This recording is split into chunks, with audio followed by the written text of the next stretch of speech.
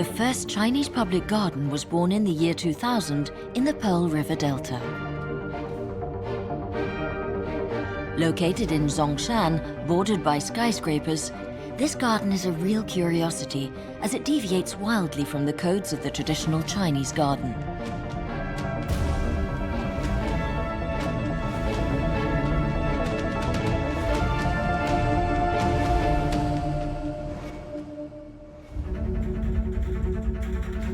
Among the ruined structures of the city's great shipyard, which went bankrupt in the 1990s, wild outbreaks of greenery have sprung up, reminiscent of the countryside.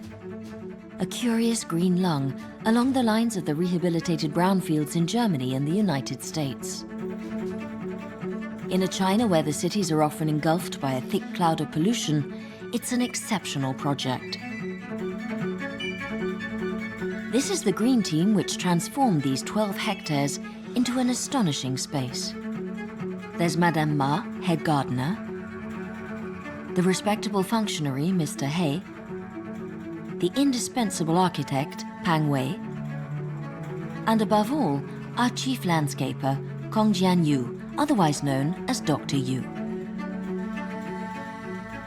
I try to express my concept to consider every day as monumental. So in this park, I try to give individuals have their space. Among the orange beams, the scarlet sheds, regulars invade this space daily to turn it into a fantastic playground.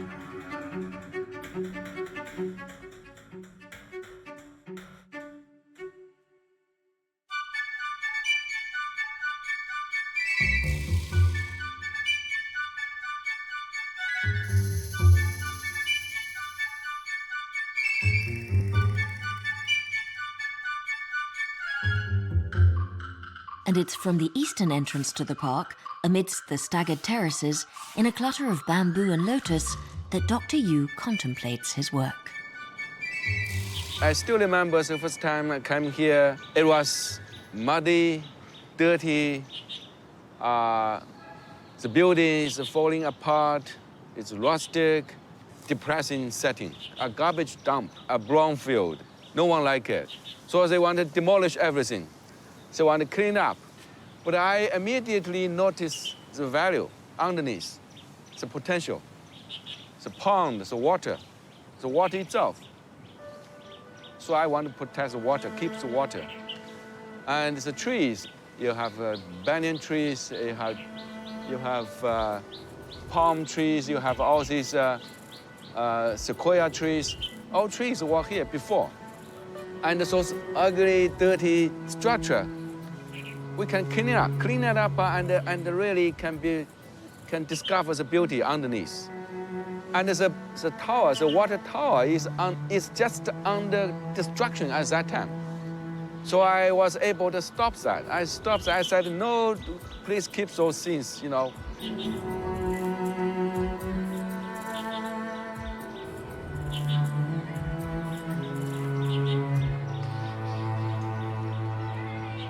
So it takes three strategies.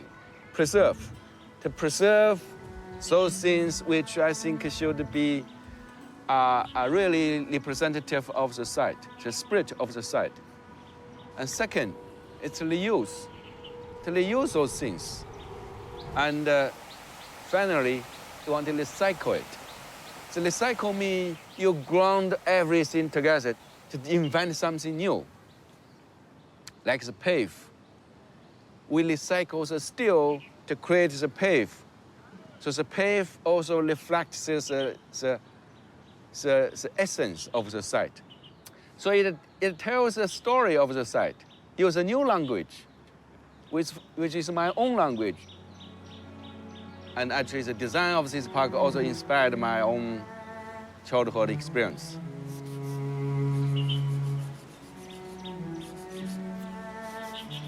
Well, I want to build my own village. The big trees, the bigger comfort trees. The terraces, the waterfront. I raise buffaloes. I cultivate rice paddies.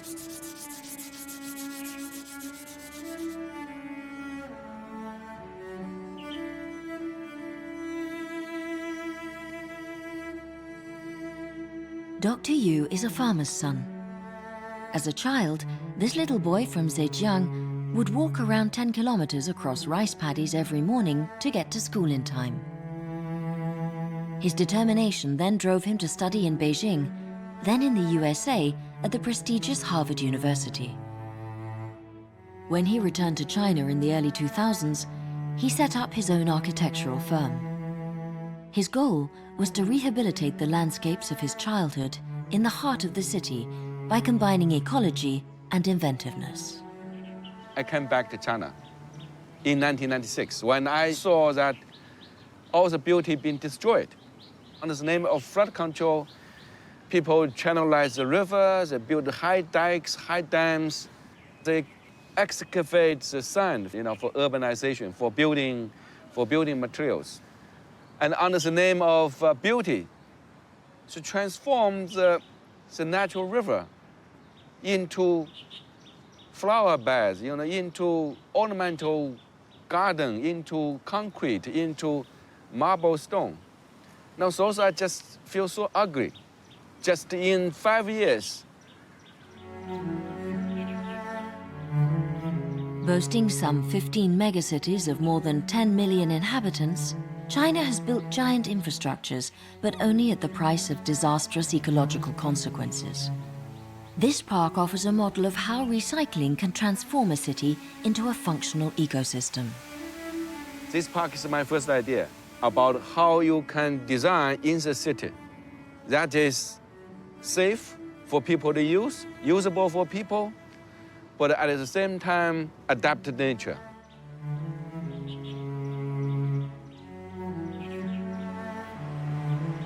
So a designer for this park, actually I use this framing approach. Just by frame it, then the nature come out, pump out, and the meaning come out. A reinterpretation of the natural and cultural system of the site.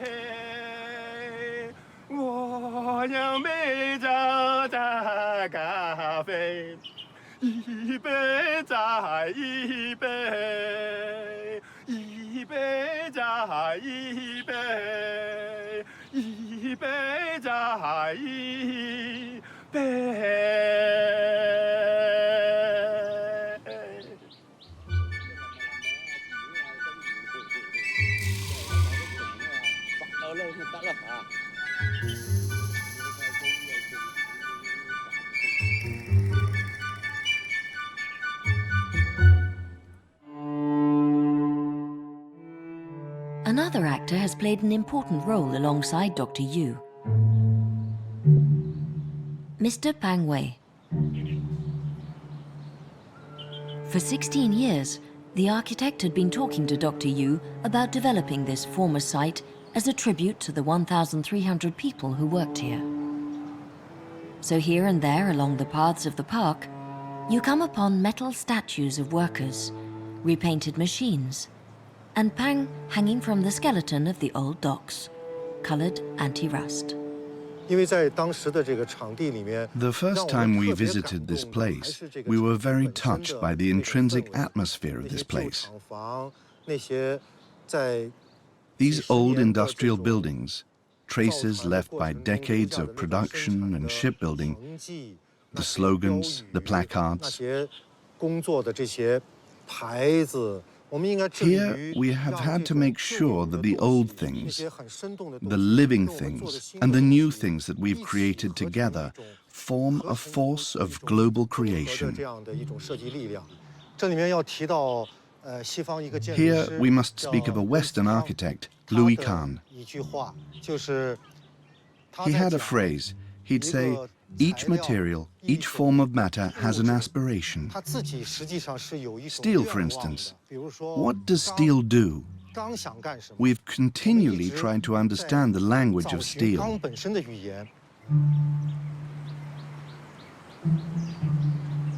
The beauty is in the machines themselves. The beauty is in the industrial language, The beauty is in shipbuilding.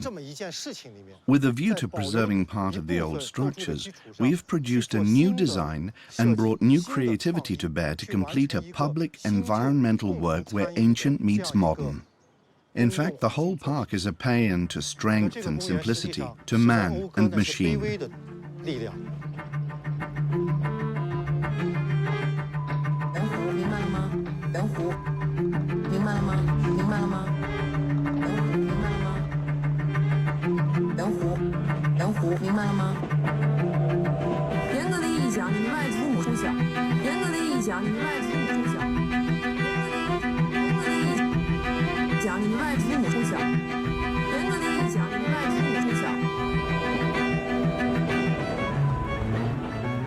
Facing the orange dock, this time in a red cube, we find references to the old shipyard.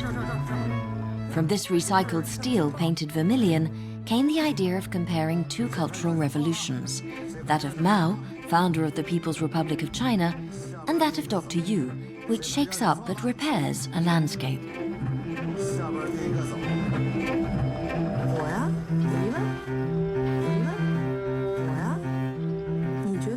We want to make the box as a storyteller, tells the stories. So I decided to put water inside it to create a reflection pond, create really a very religious space, very quiet, to sit there, to think about the past, about how cultural revolution can happen, how it's so brutal, how human can be so brutal. So it's a box, very shiny, modern, contemporary box, put in a setting which is very messy, very natural, very native.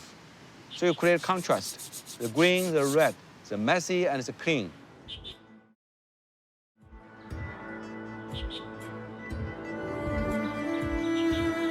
I try to tell the story of the red culture of this side, of this park, but also about China and through my own experience. The box is 9 meter by 9 meter. The workers, they live together in the dormitory. So I basically use this size. And this size also reflects my own experience. During Cultural Revolution, my family, the local landlord families, been packed in this box. Everybody in the same room and surrounded. It's a steel box. There's no way out. So that's one way I cut. Very straight cut. It's industrial, brutal, straight, hard, not negotiable.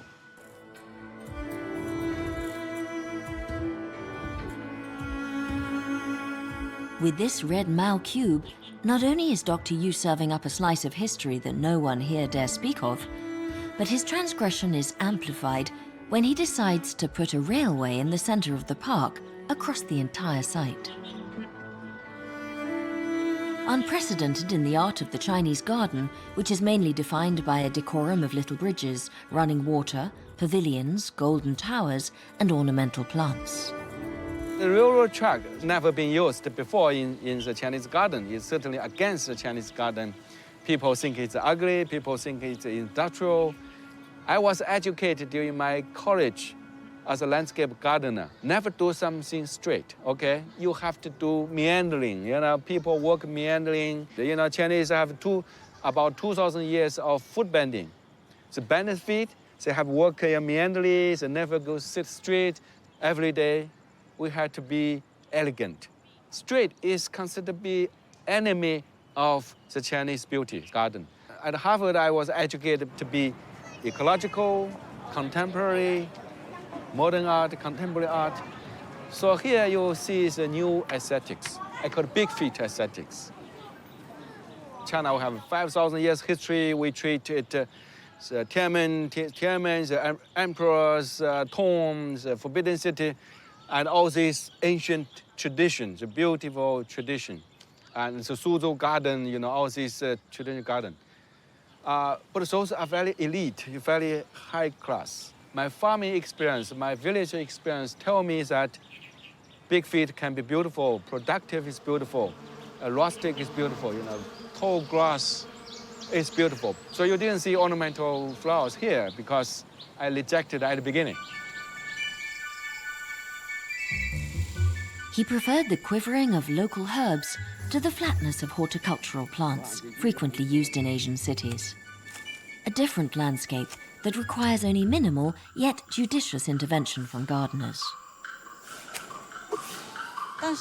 At certain spots, the vegetation grows anarchically. We let it express itself. If we get weeds growing and threatening the other plants, we deal with them. But under normal circumstances, we try to keep all human intervention to a strict minimum. We often look upon plants as tools or ornaments, not as our life partners. In this project, we've let the plants return to a natural, lively state so they can rekindle a relationship with Mother Earth.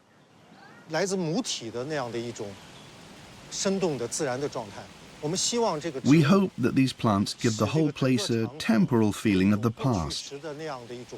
Many of our seeds come from Mount Wugui. We went to gather them ourselves.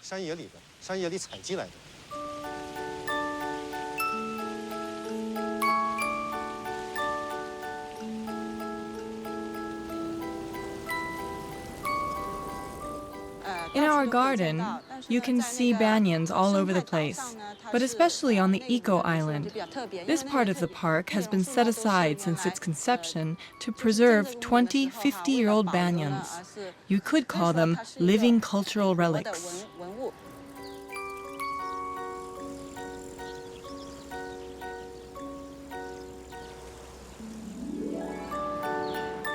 The banyan is a relative of the fig, a symbolic tree in southern China. It grows fast here and is well suited to its environment. Sometimes in the spring, in one group of banyans, you can simultaneously observe the passage of the 4 seasons. On some trees, new leaves have just grown. On others, the leaves are still green. Some have started to lose leaves, while others have lost them completely. It's very original and quite beautiful.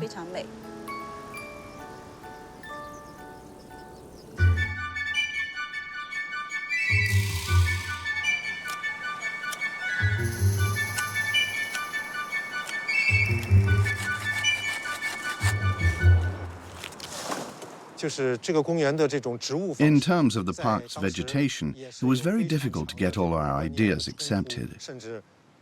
Our suggestions led to violent conflict.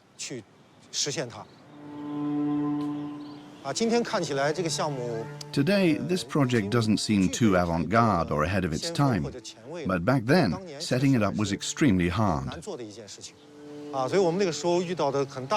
main worry was whether people would agree to come and stroll in such a different park in their leisure time.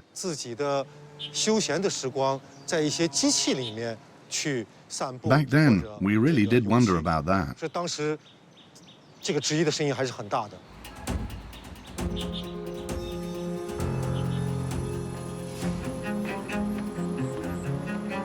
Monsieur A, former deputy director of the city of Zhongshan Planning Bureau, witnessed the development of Dr. Yu's project at the time. And it came close to running onto the rocks. Controversy over this project was fierce. Opposition was violent. Those who liked the project adored it. Those who opposed it rejected it out of hand. So much so that some experts in traditional Lingnan gardens even insulted Dr. Yu, calling him a traitor to the world of traditional gardens. It should be pointed out that the Shipyard Park project was decided by the citizens. Appealing for public participation was a first in China. During the adoption phase of this project, the former workers from the Yuezhong shipyard were the main supporters. They came of their own accord to the planning department to say that they supported Dr. Yu's project. The workers felt that this project embodied their glory and their past mission. For example, this boat on which we're standing is the last one built by the Yuezhong shipyard. That's why we've decided to keep it as a souvenir, to leave a souvenir for the former workers. It's true that they have gone, but the boat that they made is still here. In modern-day China, where urbanization is all the rage, there really is a lack of talents like Dr. Yu.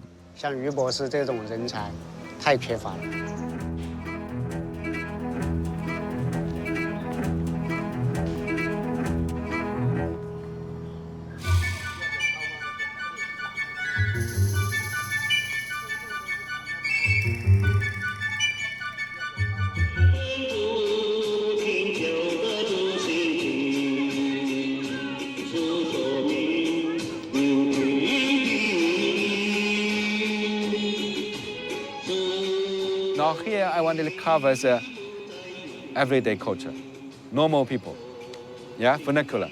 This park is the first free park, designed as a free park, no fences.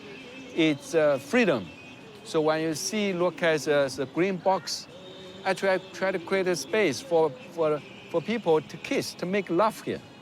Because when you look at this Chinese street, at that time, I didn't feel any privacy. So in this park, I try to create actually very private space.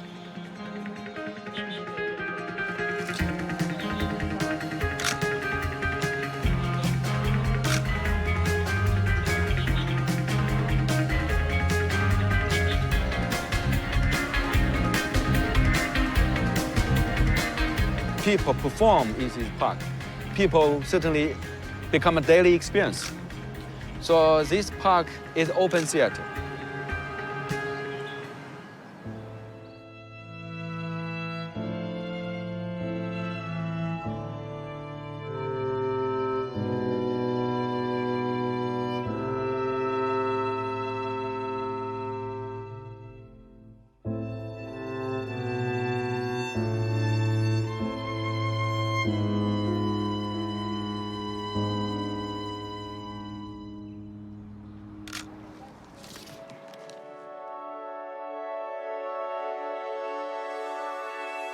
This park is not only a visual performance, it's also a technical feat.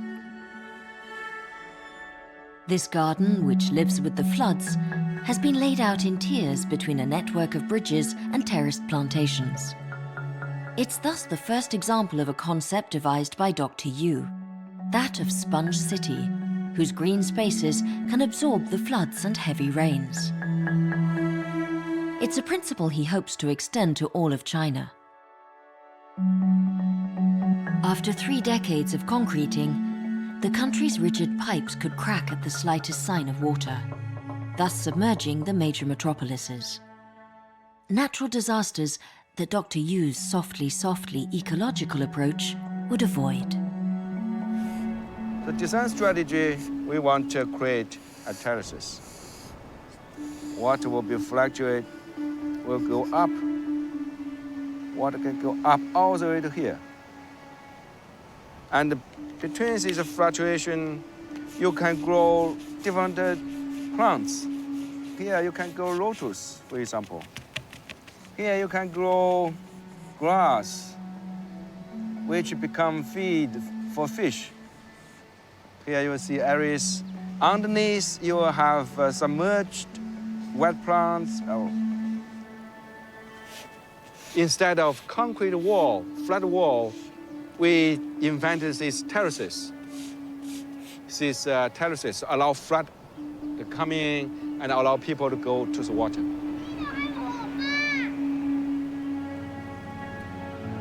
This green sponge idea can also solve the problem of flood, of urban inundation. I'm not just an architect. I'm more like a thinker about how we can make landscape sustainable, how can we find the solutions that deal with these big issues of air pollution, energy consumption, food production, water management. So all this will become the focus of this profession as a landscape architect.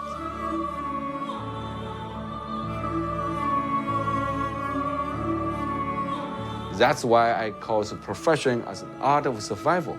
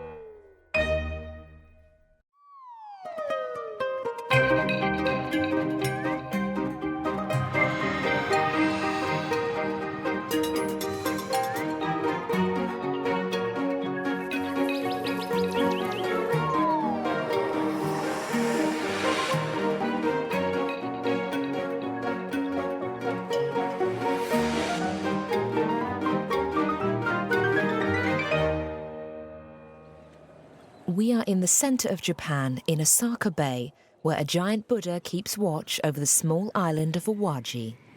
This is the setting for a garden like no other, called Awaji Yumebutai, which in Japanese means dream stage.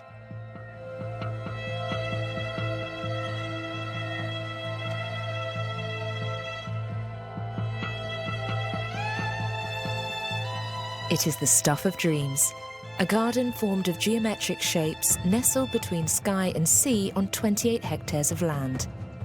In this surprising place, corridors, water features and flights of steps hug the mountain slopes. The harshness of the concrete, contrasting with the curves of the hillside, adds to the wonder. Is it a building? Is it a garden? Let's ask our Japanese green team.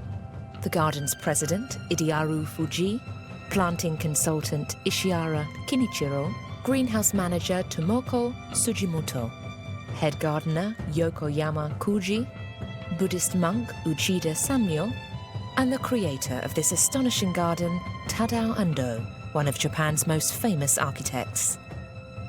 In my job, I like to create spaces that make people say, I've never seen anything so beautiful. I don't know if I've achieved that, but I always try. It is traditional in Japan for the garden to be inseparable from the architecture. Awaji Yumebutai falls within that tradition. Its landscape architecture is hard to classify according to Western criteria. The spaces intersect to form an esplanade 1 kilometre long. The site includes a conference centre, luxury hotel, an open-air theatre and one of Japan's largest greenhouses. In his constructions, Tadao Ando uses one of the heaviest materials there is, concrete, and yet the water, the light and the sky are really his raw materials. The garden is situated on steep terrain, sloping down the hillside towards the sea. You can move around it horizontally, vertically, and even diagonally. In the middle of the garden, there is a maze. Modern architecture places great importance on the rational and functional side of things, and buildings must be user-friendly. I wanted to take this garden and these buildings to another level. On this side of Awaji Island, where the height differentials are abrupt, Tadao Ando played with the topography of the terrain to adapt the garden to the slope. The hillside gives it momentum, while the concrete gives it an almost cosmic appearance. The use of staircases is one of the strongest features of the garden. To start with, when you draw it on paper, it looks simple. But in reality, it's far more complicated because you need to think about people moving about in it. A garden like this is very hard to achieve, which is why there is no other garden like it. When I submitted the plans, I was told that it wasn't feasible, that this garden was impossible to achieve. Minimalism, geometry, concrete. All the trademarks of Tadao Ando's art can be found in this architectural masterpiece with its unsettling optical tricks. The architect has made his mark on the place and created buildings which act as a gateway between land and sky, putting visitors in touch with nature.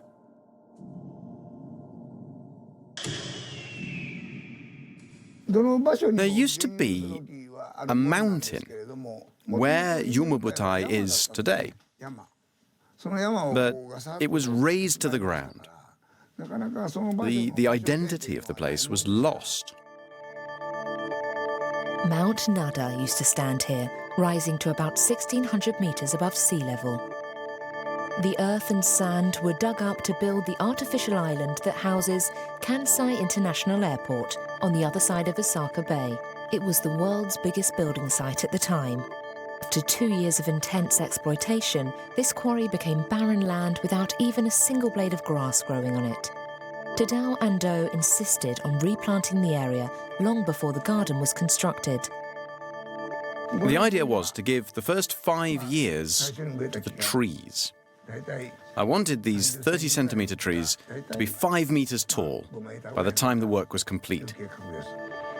Ishiara Kenishiro was brought in to advise on planting when work on the garden began. The philosophy behind Tadao Ando's architecture is for people to live in harmony with nature. His vision was for a forest to be planted on this barren land, to grow up around the buildings he designed, and we went to great lengths to achieve that. The hardest part was planting on a slope.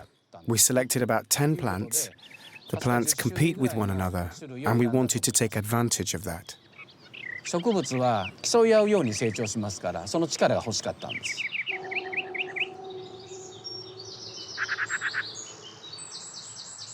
The Japanese name for this plant is ubamagashi. Today it has become the dominant species in this forest. It accounts for almost 80% of the vegetation. The trees have grown well here because they're suited to these conditions. It is a species which produces a lot of acorns, which is good for reproduction.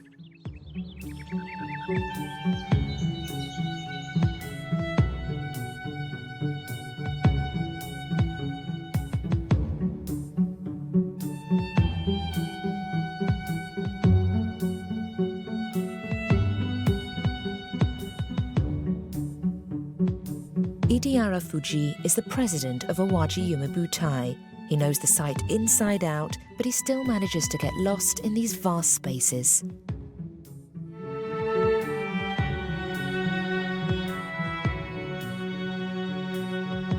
It is a recurring concept in Tadao Ando's architecture. He plays with time and space, enriching people's experience of a place. You can literally get lost in this garden, as if you were a child again. It is as if Tadao Ando was playing a practical joke on us. For a place to become a maze, you have to create a maze in the hearts of the people who come here. In modern-day society, we have no doubts about the paths we take. But in Yumebutai, the steps visitors take lead them towards the unexpected. That is the maze I wanted to create. One of the characteristics of Tadao Ando's style is the combination of curves and straight lines. What intrigues me is this sort of cut-off bridge in the middle. I don't understand what it means, but it's very typical of Tadao Ando's world. In any case, it amuses me. I get a lot of pleasure out of being here.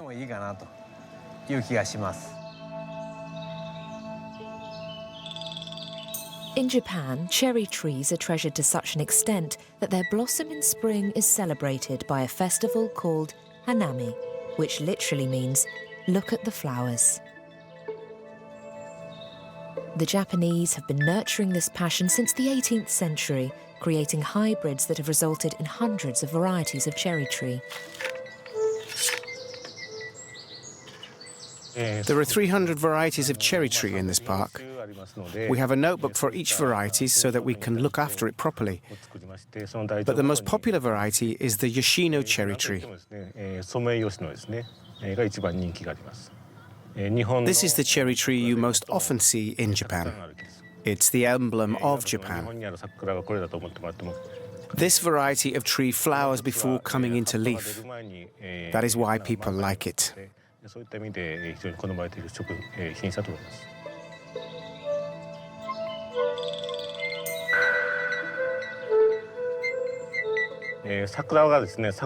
Cherry trees need a cold spell in order to blossom. It has to be cold for the tree to produce any flowers. For the Hanami festival, the Japanese get together with family and friends. And they eat and drink under the cherry trees to celebrate the arrival of spring. It's part of their culture.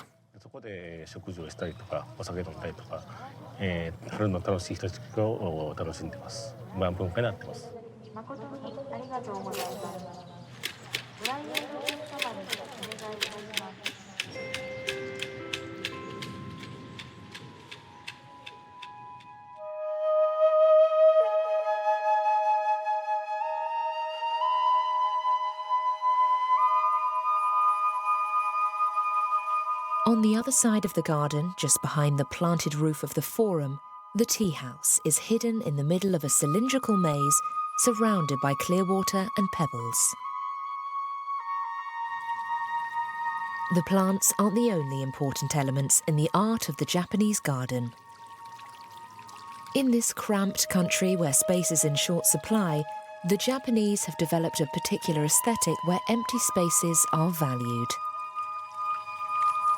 These spaces are called ma, meaning interval, duration or distance, not that which separates, but that which unites.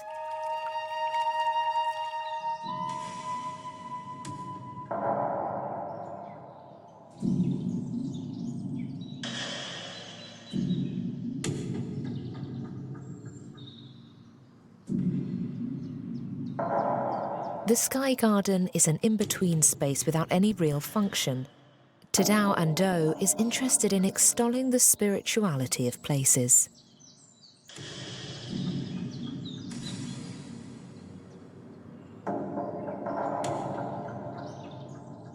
I realized when I started my career that architecture is something you learn by looking at other architectural works. When I go to France, I look at the Château de Versailles and also the Louvre. These are dynamic buildings, governed by symmetry. Another garden which has inspired me greatly is that of Hadrian's Villa in Rome. I'm particularly fond of that garden. I've been there several times. I've discovered there is a world that is profoundly different to Japanese architecture. It is very powerful architecture, which makes its presence felt.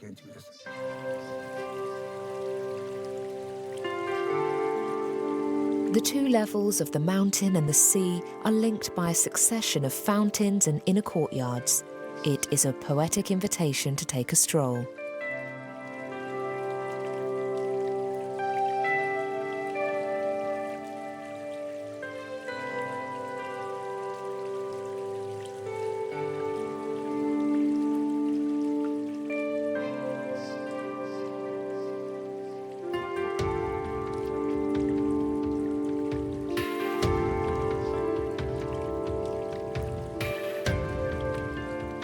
In the last century, we thought humans could do everything on their own.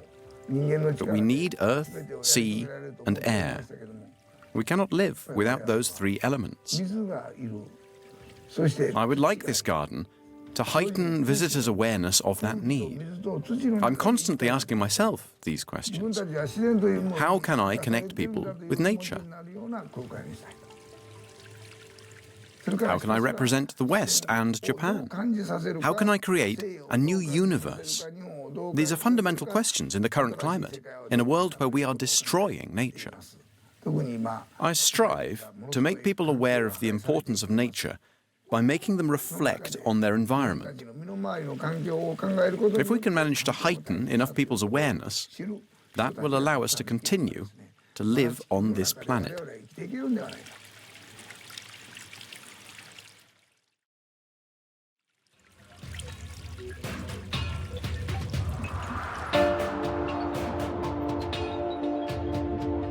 The first structure, designed by Tadao Ando on Awaji Island, is situated nearby in a Buddhist temple. Its mirror of water, dotted with water lilies, is dedicated to the liquid element. It is aptly named the Temple of Water. You see this raw concrete. That's Tadao Ando's signature style. This concrete wall is the equivalent of the portico in Buddhist temples or the torii in Shinto shrines. It separates the world in which we live from the world of the Buddha.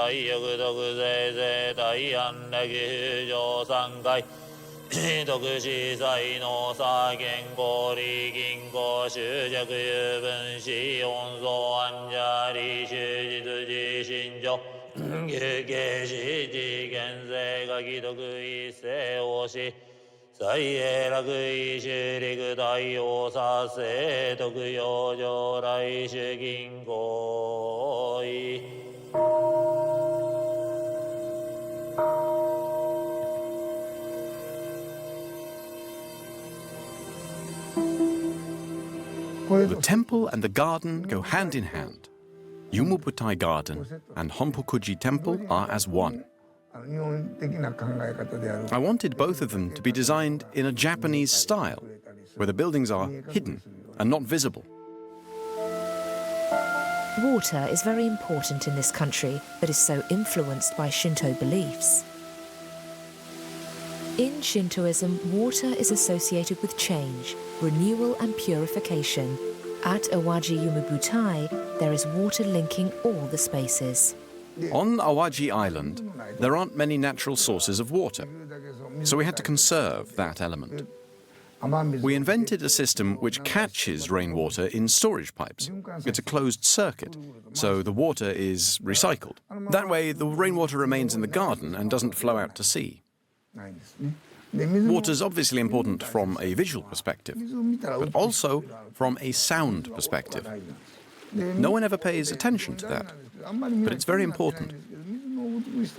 I made sure the sound of the water created a harmony in the garden.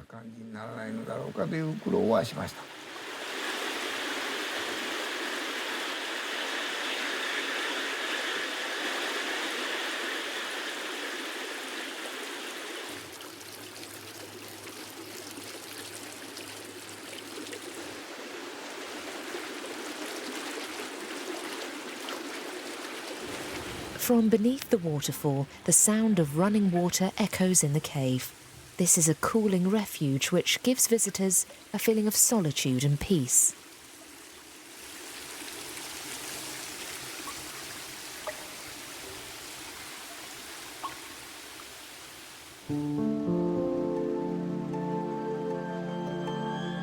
On the lowest part of the site, they find the ponds and fountains of the Shell Esplanade.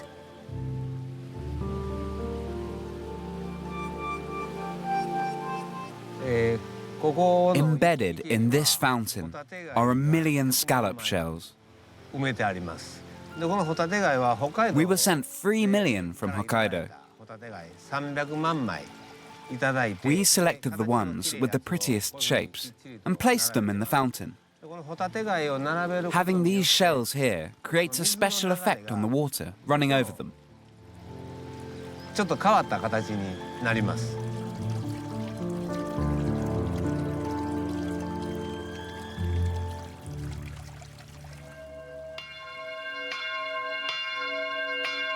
Tonight, the bells of the seaside chapel toll to remind us that Awaji Yumebutai Garden is linked to one of the worst catastrophes in the history of Japan.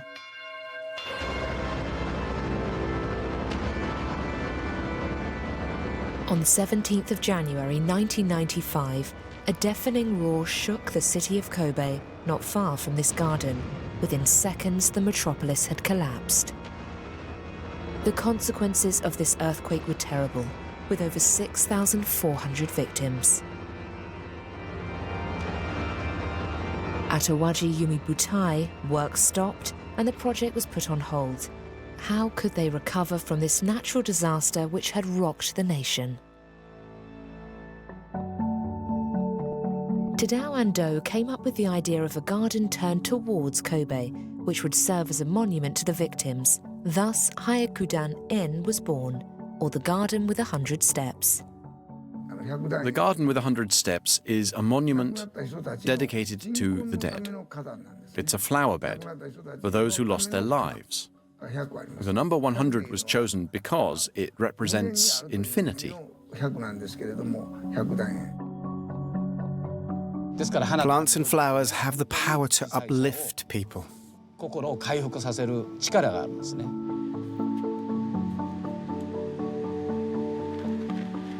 For me, the fact that this garden is a spiritual place is just as important as its beauty. The garden with 100 steps exists to remind us to live in harmony.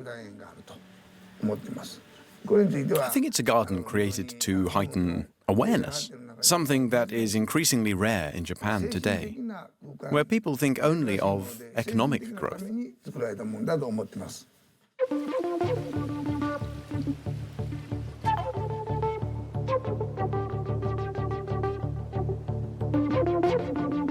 In the north of the garden, Kaseki no Hoshi is a greenhouse covering 6,700 square meters and composed of 2 intersecting buildings.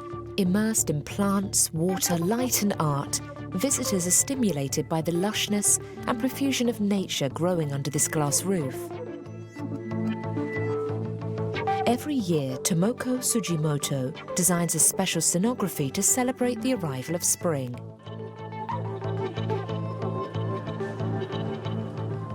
To show off this 20-metre-high greenhouse designed by Tadao Ando, I have had to invent some dynamic things. This garden represents flower beds, terraced rice fields and the swell of the sea around Awaji Island in the moonlight. At least, that's how I saw it.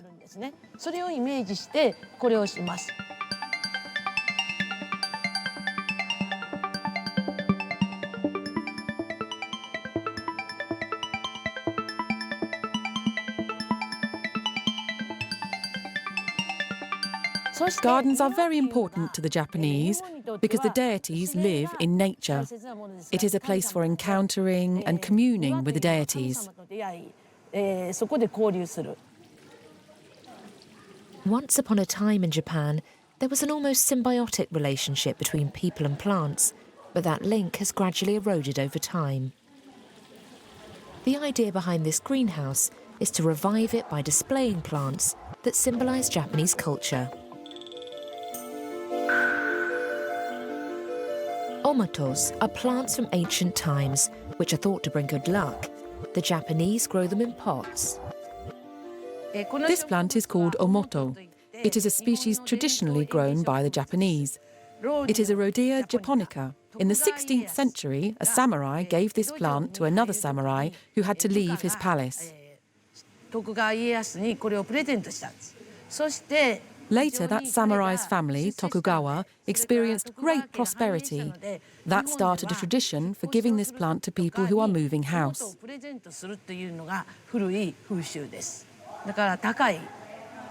They are very expensive plants, like bonsais. They are priceless. Collectors will pay up to 16,000 euros for them.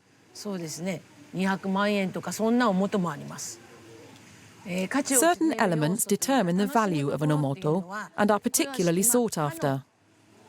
The first thing is the colour and the patterns on the leaves. Then there is the shape. Look at this one. The surface of the leaves have a slightly raised pattern called jimonji. That adds real value to the plant. The Japanese think there is a spiritual value in putting your all into everything you do. For the Japanese, taking care of something means showing maximum commitment. The name Yumebutai means big dream. There are 2 types of dreams. Dreams which have no shape or form, and dreams which we keep in our hearts. I wanted to show both types of dream in this garden. And at the same time, I wanted it to be a place where people understand the importance of nature. My aim was to make visitors more aware of their natural environment. The garden's a perfect place for that. I wanted to do my bit as an architect. The landscape architecture created by Tadao Ando at Awaji Yumebutai is unclassifiable and unique. Marked by a major natural disaster, its construction symbolises both the turning point in his work and the passage from the 20th to the 21st century, when sustainable development has become a constant preoccupation.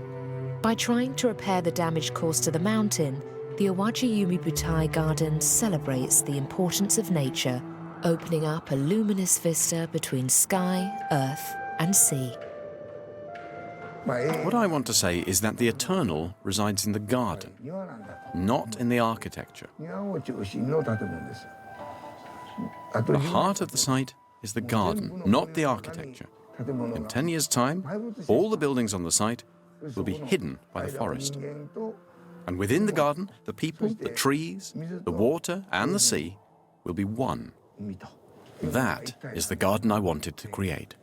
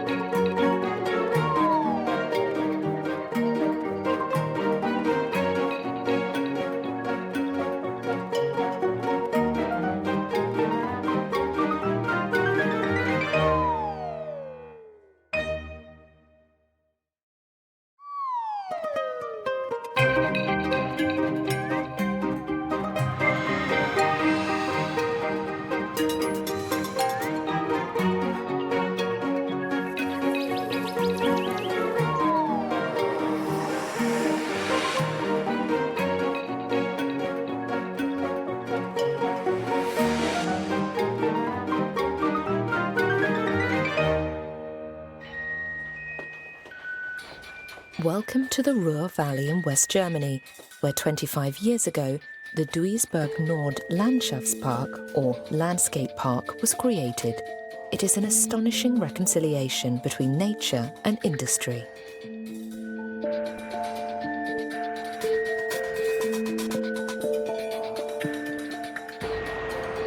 For over a century, the steel industry left its mark on the landscape of the Ruhr, and as a result, it is dotted with chimneys. In the suburb of Duisburg, one giant steel factory is still standing. It is hardly the most obvious location for a park, and yet, at the foot of this blast furnace, on wasteland surrounded by motorways, stands one of the most surprising developments of the end of the 20th century. Spread over 230 hectares, railway lines, rusty machinery, and an entanglement of pipes form a vast landscape which we are about to explore with the members of our German Green Team. Ralf Winkels, the park's director, Axel Förl, an expert in industrial heritage, Peter Kehl, a botanist, Kirsten Walter, a garden historian, Egbert Bodman, the park's technical director, Peter Latz, its landscape architect, and his wife Annalisa. The revolutionary concept of this park was developed in the 1990s by landscape architect Peter Latz. With the rehabilitation of this place, he became a big name in the world of landscape architecture, and his development has served as an example across continents. Today, this park is seen as a benchmark for the recycling of post-industrial sites. The era was marked by an attempt to integrate ecological principles into society, especially through recycling. That meant we were asking ourselves, what is sustainable? What can we take with us for the next 100 years?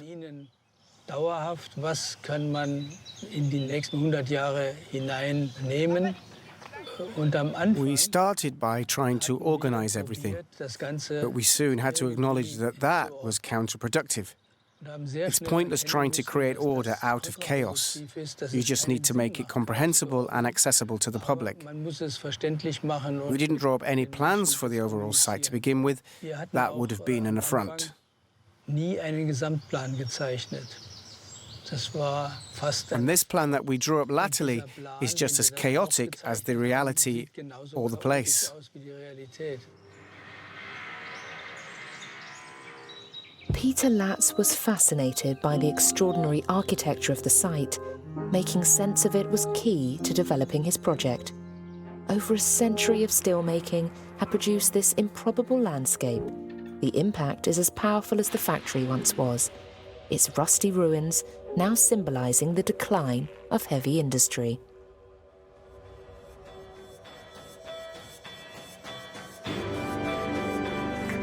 Axel Föhl is a former UNESCO expert specializing in industrial heritage. He was involved in the surprising transformation of the region. We find him on the blast furnace, which has been turned into an observation platform, without doubt the craziest to have ever existed.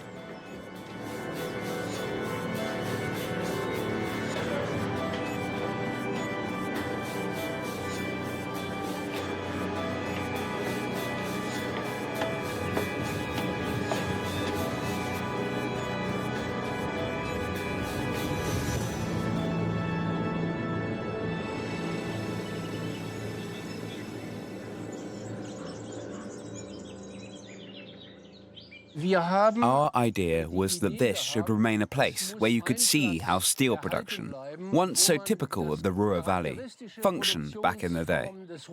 And this site was very complete. We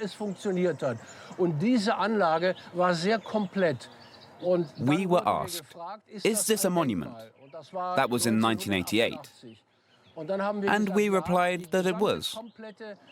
The whole of the Meiderich smelting works is a monument.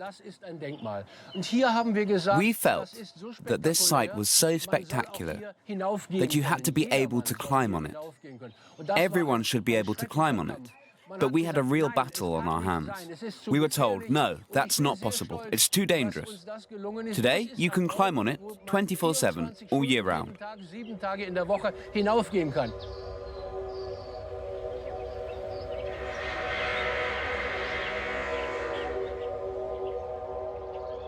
In 1900, Germany was producing more steel than anywhere in Europe. The capacity was huge, so we needed these massive plants, and they all needed to be interlinked so that water and gas could be transported from one to the other. You see these enormous pipes crisscrossing the landscape of the Ruhr Valley.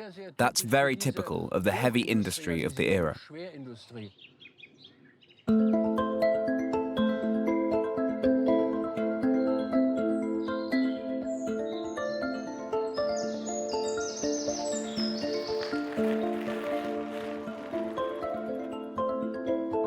Peter Latz invented a new aesthetic without destroying these huge industrial buildings. On the contrary, he integrated them and reinterpreted them, applying a logic of recycling. In these former coal bunkers, a concrete saw was needed to cut passageways through the walls, which are 2 to 3 meters thick. Today, tunnels and walkways link the various parts of this labyrinthine whole and provide access to gardens blessed with microclimates. We're surrounded by hoppers, which were vast containers used to store the iron ore and coal used for production. All this was built in 1927. Here we can see the tunnel where the trucks were loaded up. The engineers wanted to carry on using gravity to load up the materials. So there is still one platform situated 8 to 12 meters above ground level, whilst the other one is lower down.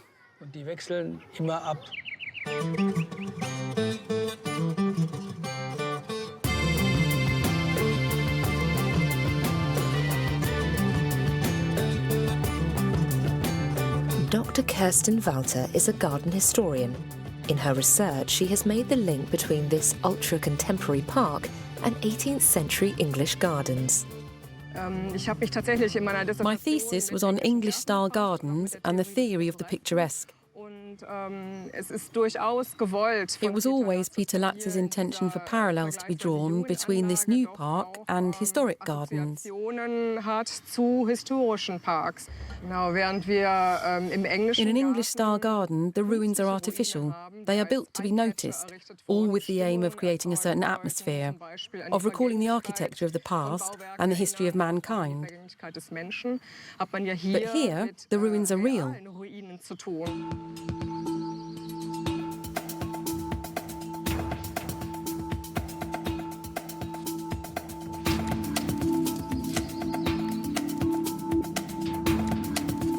I'd say this park was a landmark in the history of landscape architecture. It paved the way for other parks. The Highline Park in New York would never have seen the light of day without the Duisburg-Nord Landschaftspark. It was here that new approaches were tested and developed.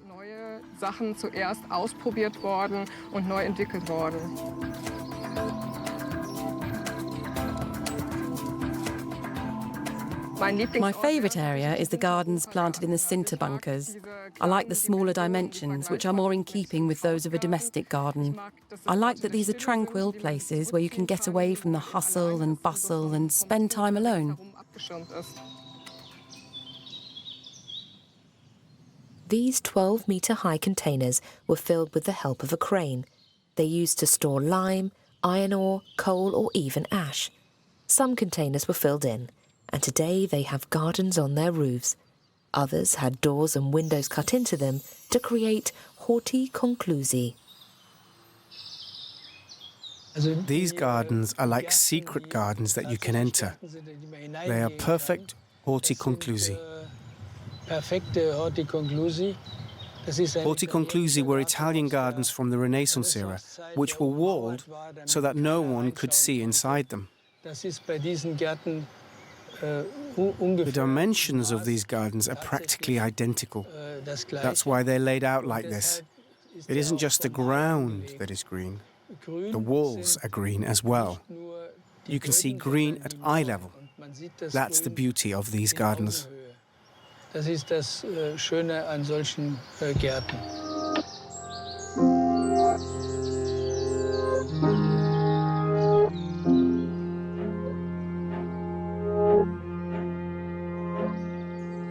Peter Latz shows us round the various sections of the park. He is accompanied by his wife, Annalisa, who is also a landscape architect. She has worked alongside him since the start of the project. These old paving stones are beautiful. Yes, these are all that remain of a freight station which was taken out of service in the 1930s. These are the original paving stones. There's nothing new about them. They've been left as they were.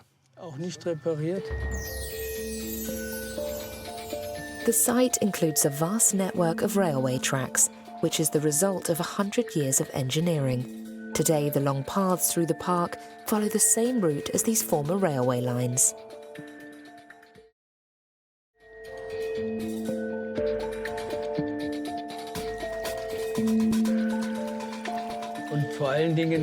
We had to find a way to integrate the railway tracks, so we had to learn to get around as a locomotive would have done.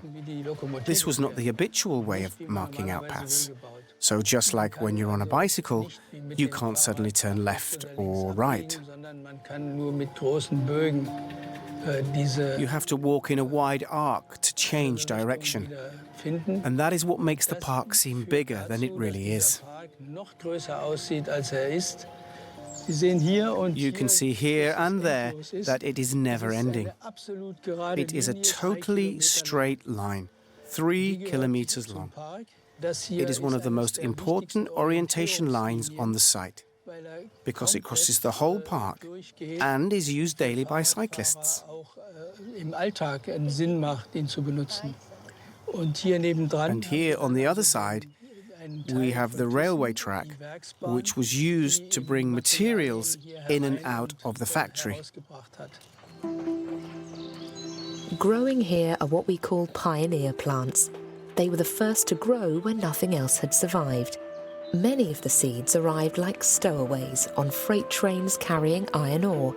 or else they escaped from nearby allotments. In the 1980s, studies listed about 300 species, some of them exotic, such as Buddleia, which is an Asian shrub and the plant most commonly found on railway lines.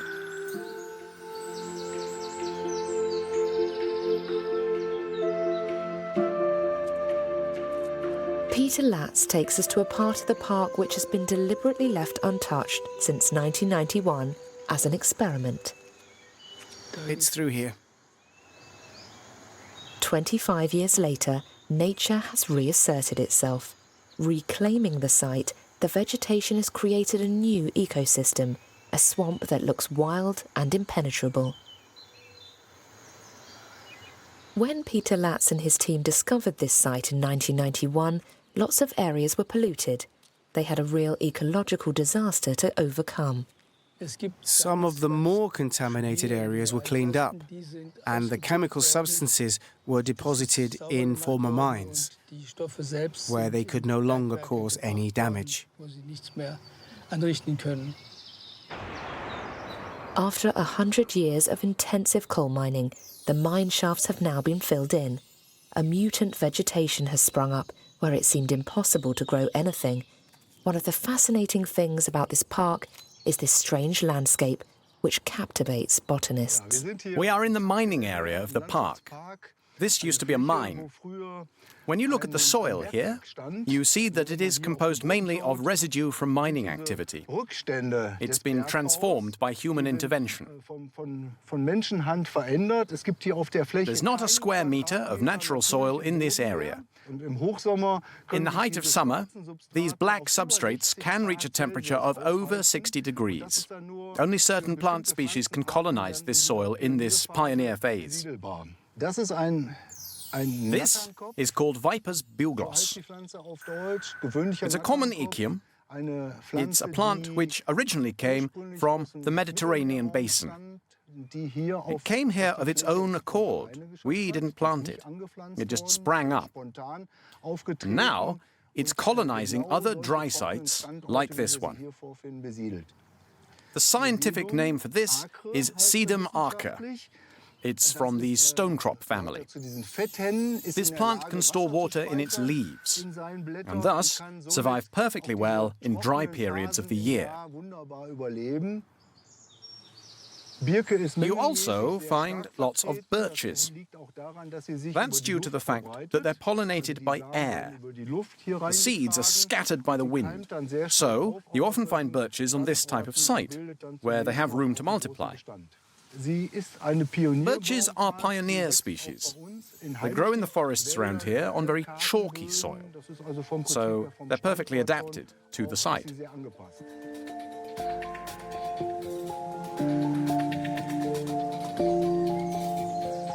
Look, that's fantastic. The roses are already in bloom. The farmers here don't spray their crops. That's why there are bees. On the eastern edge of the park, the industrial infrastructures are replaced by organic farmland. The idea was to take walkers across an agricultural landscape.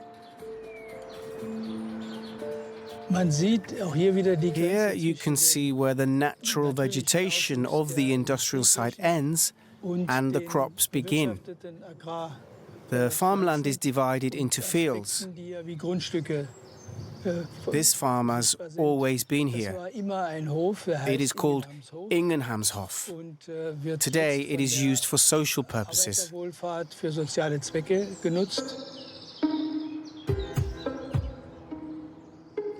A park without water isn't a park. From the Renaissance to the Age of Enlightenment, each period has experimented with water in its gardens. However, in Duisburg, there was no clean water. The Emscher River, which crossed the site, received wastewater for over a century and had essentially become an open-air sewer.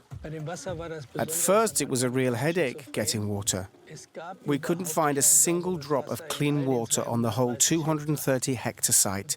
We absolutely had to find water. One idea was to collect rainwater on the roofs of the buildings to feed the river. The water that circulates around the park has reclaimed certain disused installations, such as these cooling tanks. Badly polluted with arsenic, They have now been washed, and today they are filled with clear water.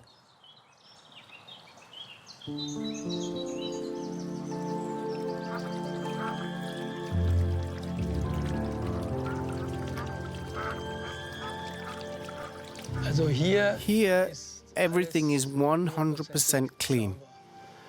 The diameter of that windmill is 16 meters. It is very powerful and turns an Archimedes screw, which takes the water up to a higher level. From there, with the help of gravity, it is transported around the park. Then finally the water flows back into the canal, enriched with oxygen.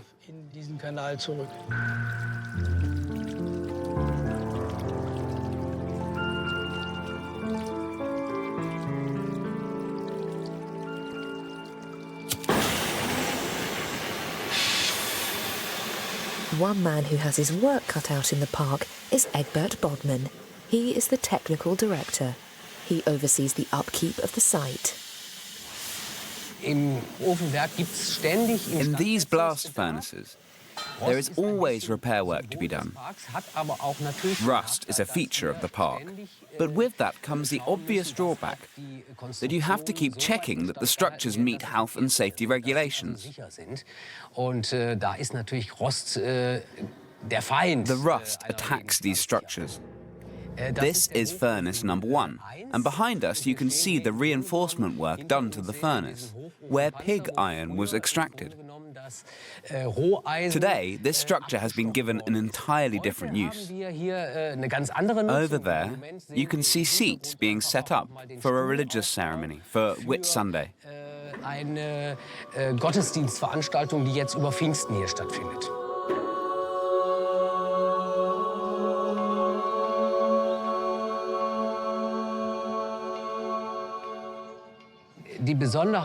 What makes this park so unusual is its biodiversity. That's quite significant. We have numerous rare plant species, which are listed as being threatened with extinction. It is important to protect them by putting in place a specific system of management.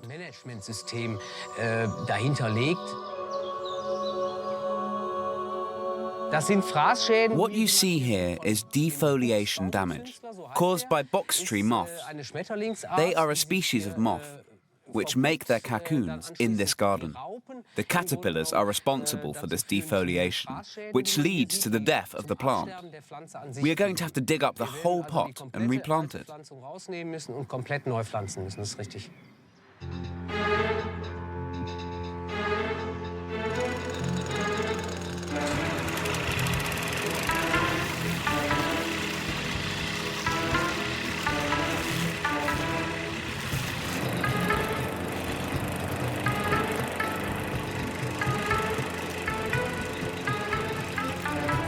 In the park, the emphasis is placed on sport, leisure and relaxation, and young people see the site as a giant playground. On this playground, the gasometer hasn't contained gas since 1996. Considerable work was done to it, and it was cleaned out to get rid of any rust and residue. It is 45 meters wide and 13 meters deep, and has become the largest indoor diving pool in Europe.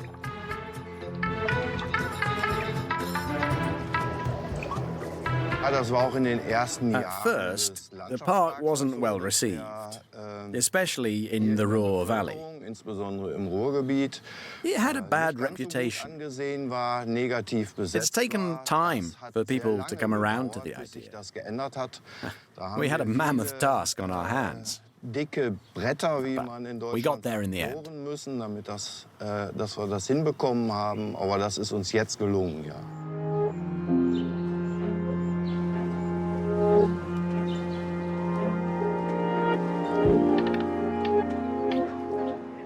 These past few days, we've had to repair and rebuild this windmill.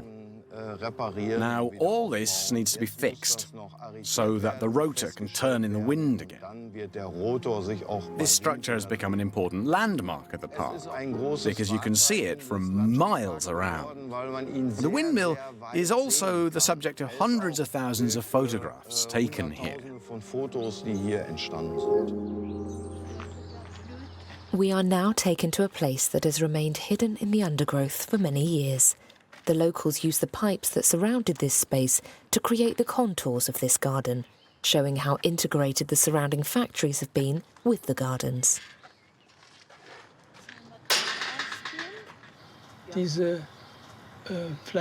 People call this plant jasmine because it is so fragrant, but it is not jasmine. It is a Philadelphus. That proved to us that there had been a garden here.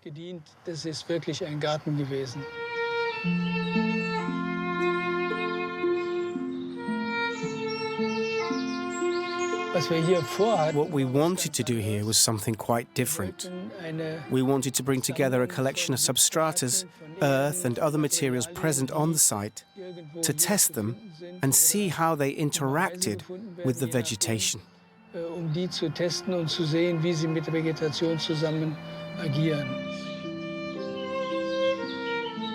As you can see, the ferns are growing very well. That means that the soil is quite acidic.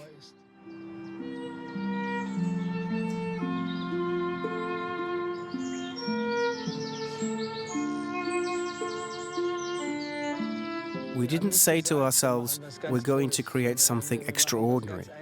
We said to ourselves, we're going to create something very simple. When you have enough that is ordinary, achieving the extraordinary is only a matter of time.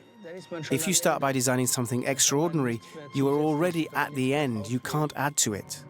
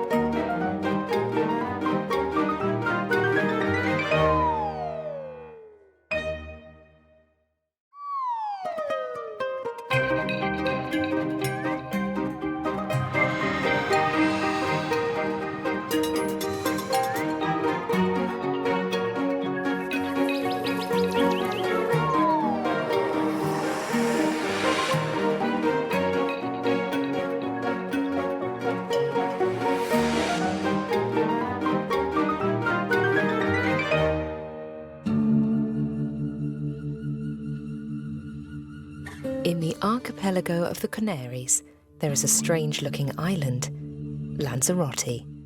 800 kilometers squared of harsh landscapes dotted with volcanoes. On this arid patch of land, it is hard to imagine a garden, and yet...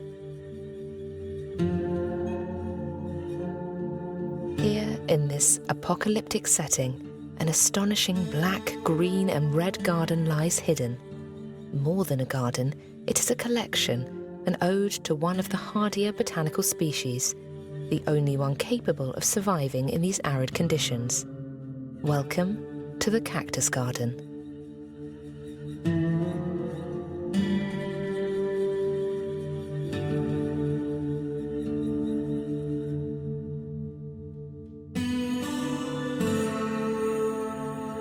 This is the last work by César Manrique, a visionary artist who died in 1992, enamored of ecology and madly in love with the landscapes of his island.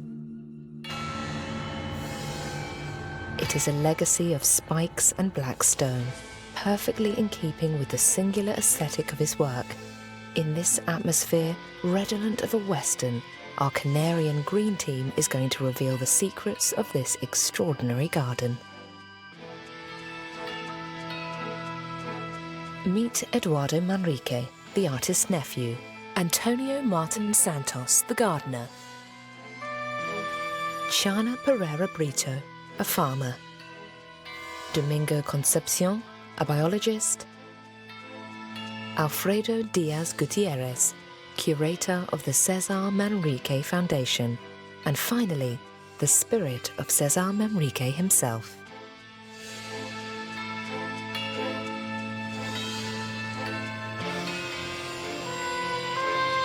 An artist's final work is always the most important.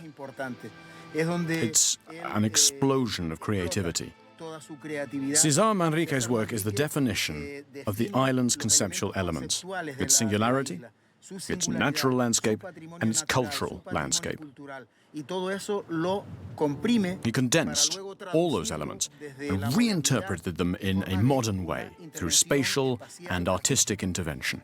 And there's no doubt about it, they're all concentrated here.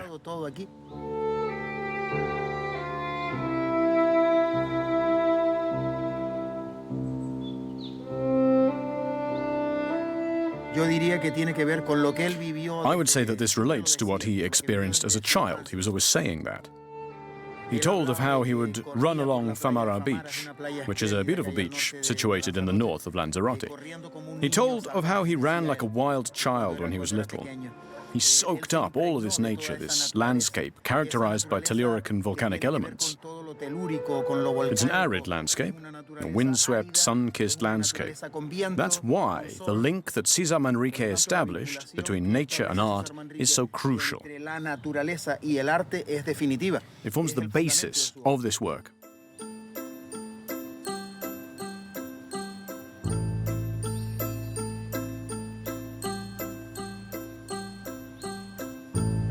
This botanical collection planted in ash constitutes the perfect balance between the natural and the cultivated. The landscape is startling from the moment you arrive, greeted by an imposing 8-meter-high green metal cactus, designed by Cesar Manrique.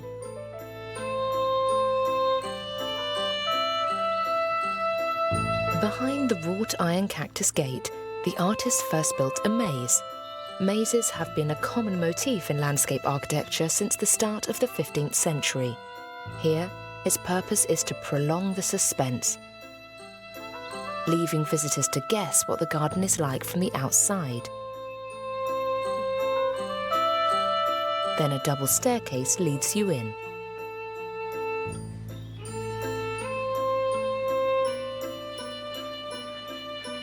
The garden itself is like a maze as well. There's something new to discover everywhere you go. It's labyrinthine and theatrical. The paths are winding. You go around in circles only to end up in the same place as before. Then you get lost again.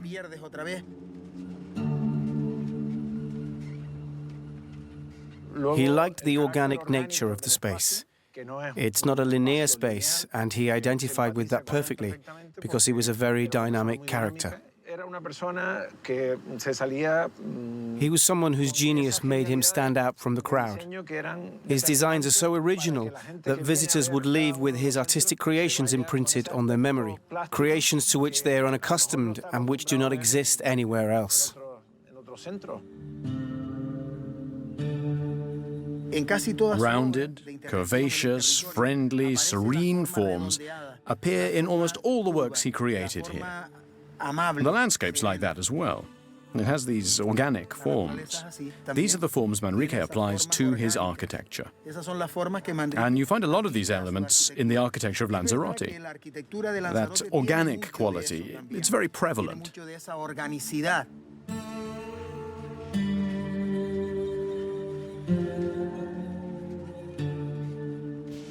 In order to explore this collection of 4,000 plants set in a stone amphitheatre covering 24 hectares of land, you have to follow the winding paths.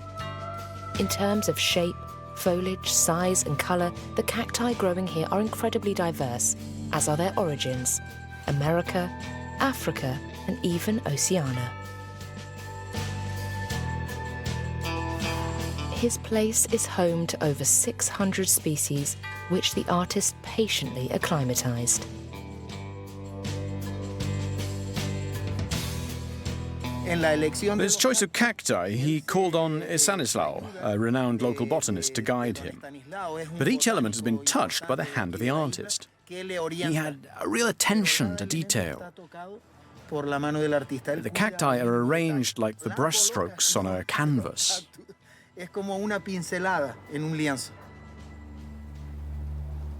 On this living canvas, the artist attended to everything from the layout of the pathways to the wrought iron lamps, not forgetting the goldfish ponds and the astonishing sculptures which embody César Manrique's mischievous spirit.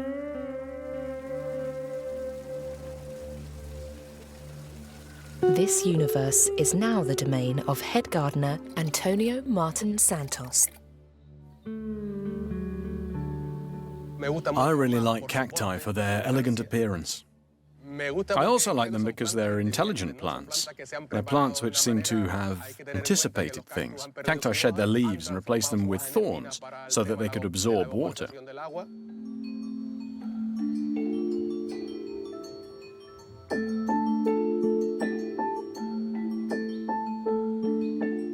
There are some species which, as well as reproducing sexually, also reproduce asexually.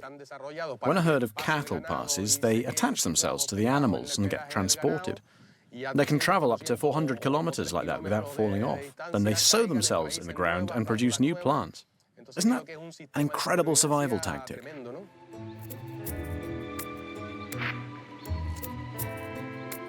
This is one of the garden's stranger plants. It's the only hybrid in the cactus garden. It's a cross between Echinopsis thelegona and Echinopsis kermesina. What makes it so unusual is this tubular flower. It's a wonderful purple color, and the inside of the tube is a yellowy green.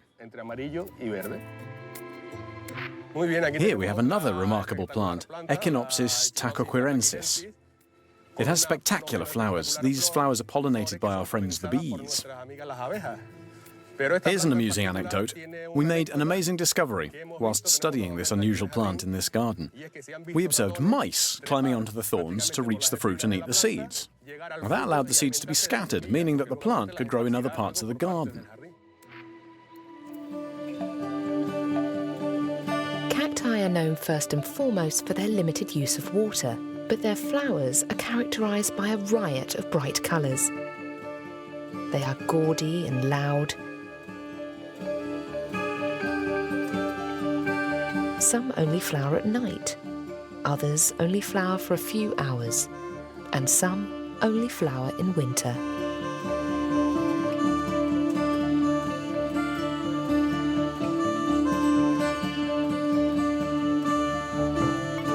The best way to optimize the space was to plant a series of cacti, not just from this region, but from around the world. They symbolize Manrique's open-minded spirit, because the artist didn't just think about Lanzarote. He had a global vision for his art. This way he could combine the traditions of local agriculture with modernity. He brought the two things together, tradition and modernity. With its high stone walls, this unique place is a circular metaphor for the island and its craters.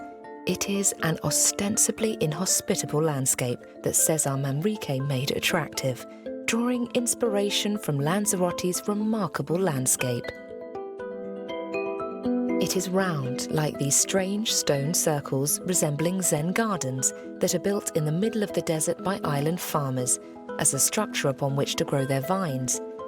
It was thanks to these farming methods that Manrique managed to acclimatize his collection of cacti. Accompanied by biologist Domingo Concepcion, we are going to explore his unique approach to conjuring up green from black. In this landscape, you have the black of a recent volcanic eruption contrasting with the green of the plants, even though it seems impossible for any plants to grow here. The reason they do can be explained by the fact that the volcanic ejections fell on pre-existing fertile land. Farmers noticed that despite the ash, plants could continue to grow and even flourish. When the volcanic ash landed here, they observed that their vines and other crops grew better and were more sustainable. That's how they discovered the main property of ash, which is to retain moisture.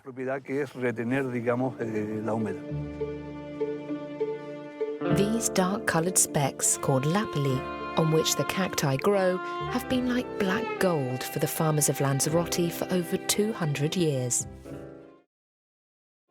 On display in the cactus garden is another farming tradition inspired by the island's landscapes: terrace cultivation. It is on one of these terraces that we find our biologist, Domingo Concepcion. Before becoming the cactus garden that we know today, this place was a rafera. That is a local word for a quarry for volcanic grit. It's basically a cavity. On some of the slopes, there were abandoned crops on terraces. Monrique restored this quarry, this disused rafera, in keeping with the environment. And that's how he came to design this system of staircases.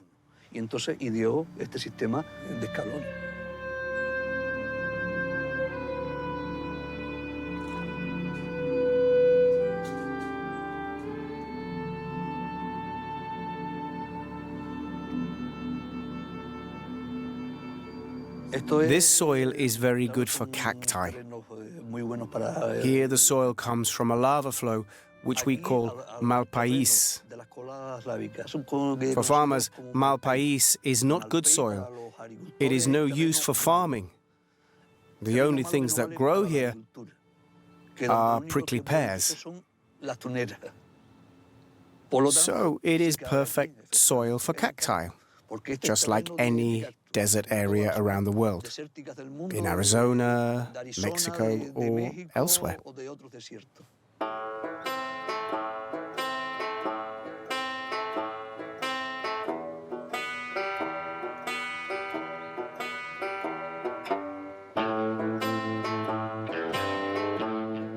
This plant is the star of the garden. It is a Euphorbia candelabrum. It originates from Somalia. It's very important because it was the first plant to grow in the garden. When we planted it, it was about 1 meter tall, and now it's grown to be about 8 meters tall. This plant is 27 years old. This plant is a succulent, and it gets its name from its resemblance to a candelabra. Euphorbias produce a different type of sap, a toxic latex, which is the plant's defense mechanism and just as effective as thorns. Cacti belong to a group of plants called succulents. These succulents are so called because their stem, roots and foliage expand in such a way as to retain water. And that means they can survive without water in regions where other plants can't survive. All they need are light and sunshine. They can go without water for months. Here, we generally water them once a month or once every 6 weeks, depending on what sort of a winter we've had. And if it's been a wet winter, we water them less. If the opposite is true, we water them more. Cacti have a unique feature which distinguishes them from other plants. It's called an areola. These areolas are on the side of the plant.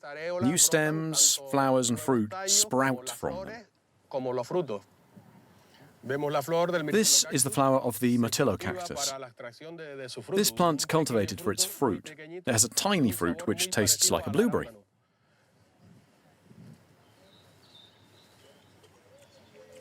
It's delicious. Cacti differ from euphorbias because what grows on euphorbias are not areolas, but a sort of extension of the epidermis.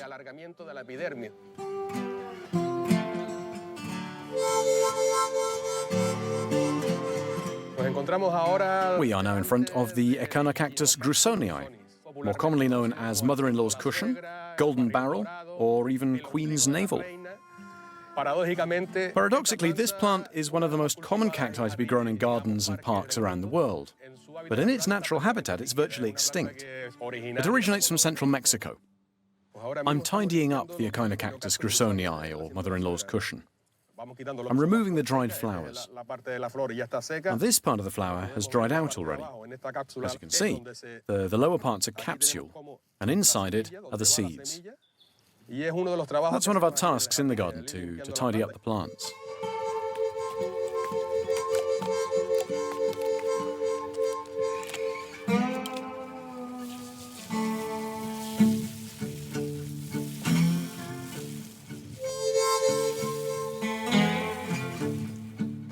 This is another very well-known species of cactus called Cephalocereus senilis.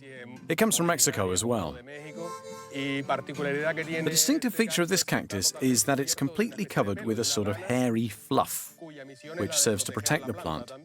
They play the same role as the hairs on our head, so they protect us from the sun and everything else.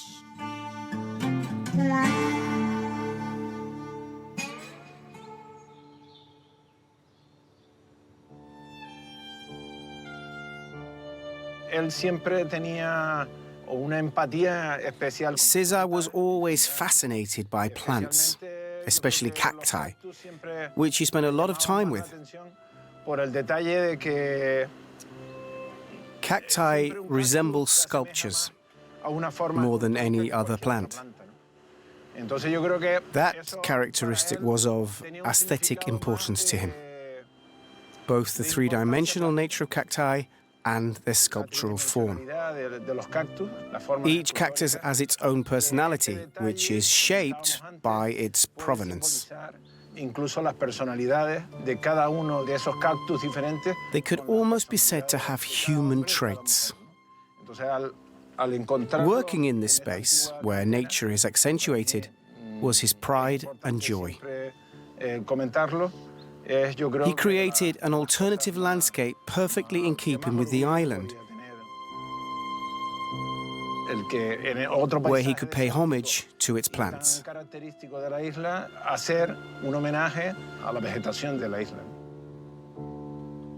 All his life, César Manrique tried to blend his creation with the island's landscapes. To better understand that intention, you just need to take the staircase leading up to the White Windmill.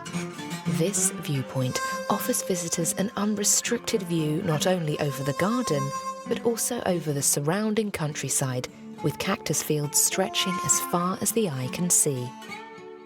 And not just any cacti.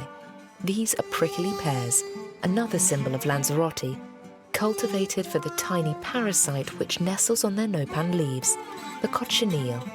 This tiny insect, with its thick red blood, is collected because it makes an excellent bright crimson colorant.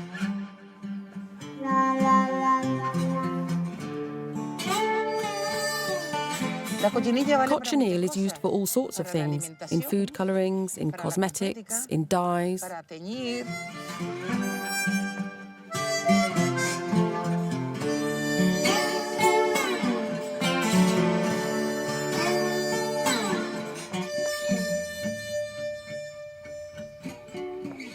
For me, and for Lanzarote, this garden is a work of genius. César had the vision to place his cactus garden among the cactus fields. It's like an ode to the cactus.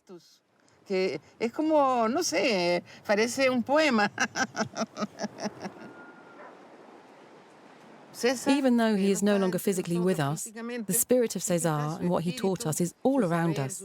He left us a great legacy.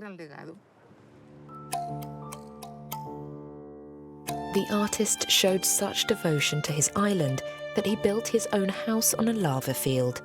This first work, built as a sort of manifesto, shows a fusion between the volcano and the architecture in a relationship of mutual respect. Raw materials, vernacular motifs, natural forms, cacti. He laid the foundations here for his cactus garden, which was to become his sole preoccupation.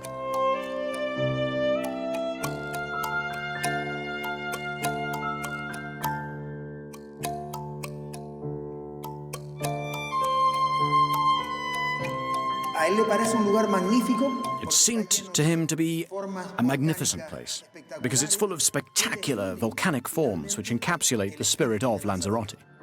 You just need to look at the natural monoliths in the cactus garden to see the colors.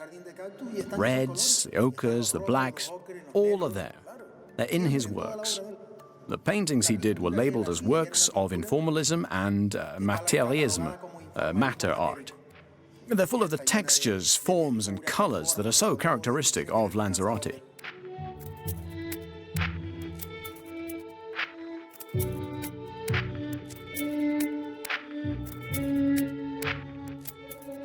In this quarry, Cesar Manrique found a snapshot of everything that he felt represented Lanzarote.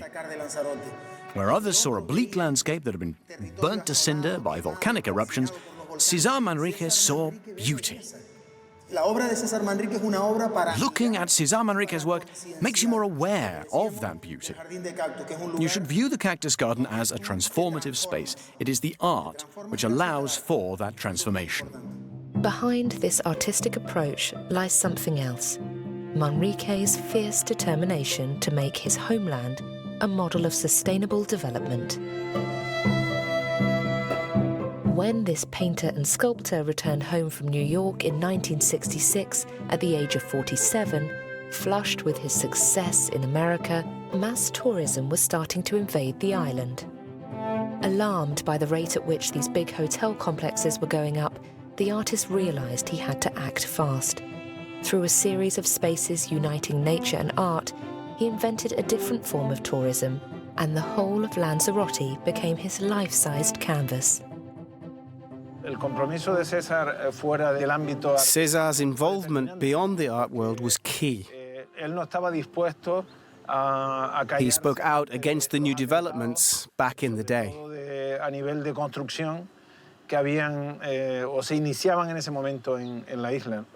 As far as I'm concerned, he was the best spokesperson in the history of Lanzarote.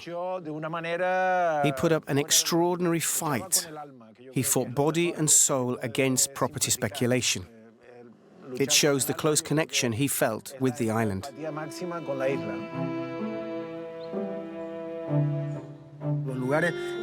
The places created by Manrique are very beautiful, but they're also a testimony to his ethical commitment. We must do all we can to protect these places. We must preserve their singularity. We have a right to enjoy them and make the most of them, but we must understand them too. Cesar Manrique, art and life are inseparable. The purpose of art is not just to give aesthetic pleasure. It's a manifestation of life itself. You shouldn't just look at art from afar. It should be integral to your life.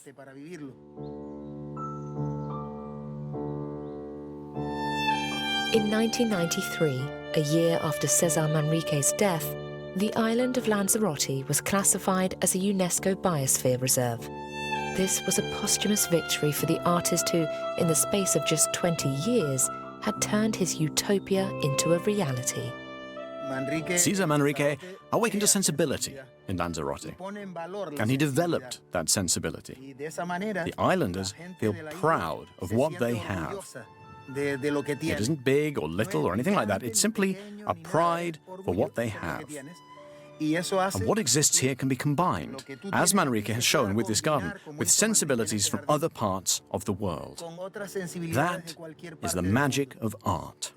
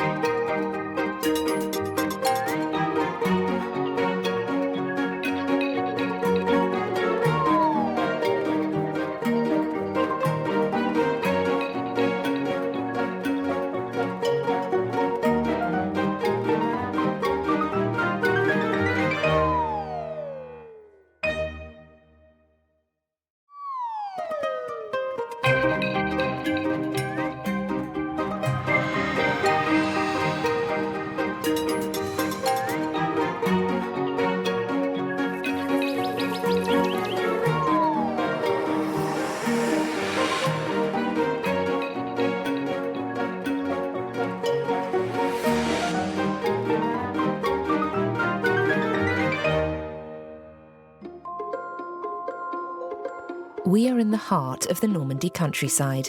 It is here, surrounded by farmland, that the Feather Garden is situated. It is a poetic and subtle place, at the vanguard of the so-called natural gardens.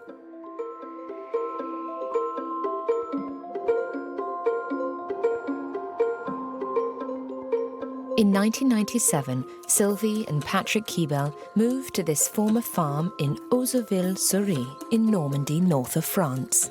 They had decided that this apple orchard would be the blank canvas for their new project. At that time, gardens in Normandy still featured classical borders and banks of pink and blue hydrangeas, but Patrick and Sylvie had something else in mind.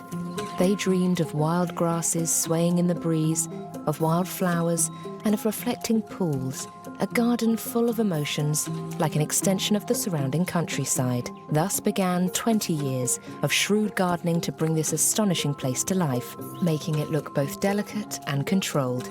Today we will be exploring it in the company of a green team composed of grass lovers. Sylvie and Patrick Keebel, the garden's owners and designers, their gardener, Sébastien Damiens, ethnobotanist, Martine Berg, and garden and landscape historian, Hervé Bruno.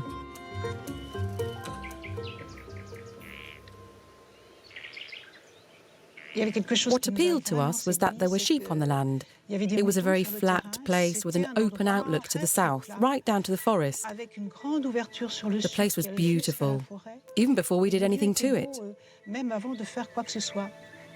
And what was great was that there was nothing here, or virtually nothing. Very often, when you get to a place, you have to dismantle what's there and rebuild it. We wanted to express ourselves very freely, so the fact that there was nothing here was a bonus, and that's what appealed to us. At the heart of the Feather Garden's 3 hectares, the orchard is the central element linking the house to the countryside. On either side of this north-south axis, various themed gardens are laid out with surprising plant compositions. There is a different area of the garden reserved for every season.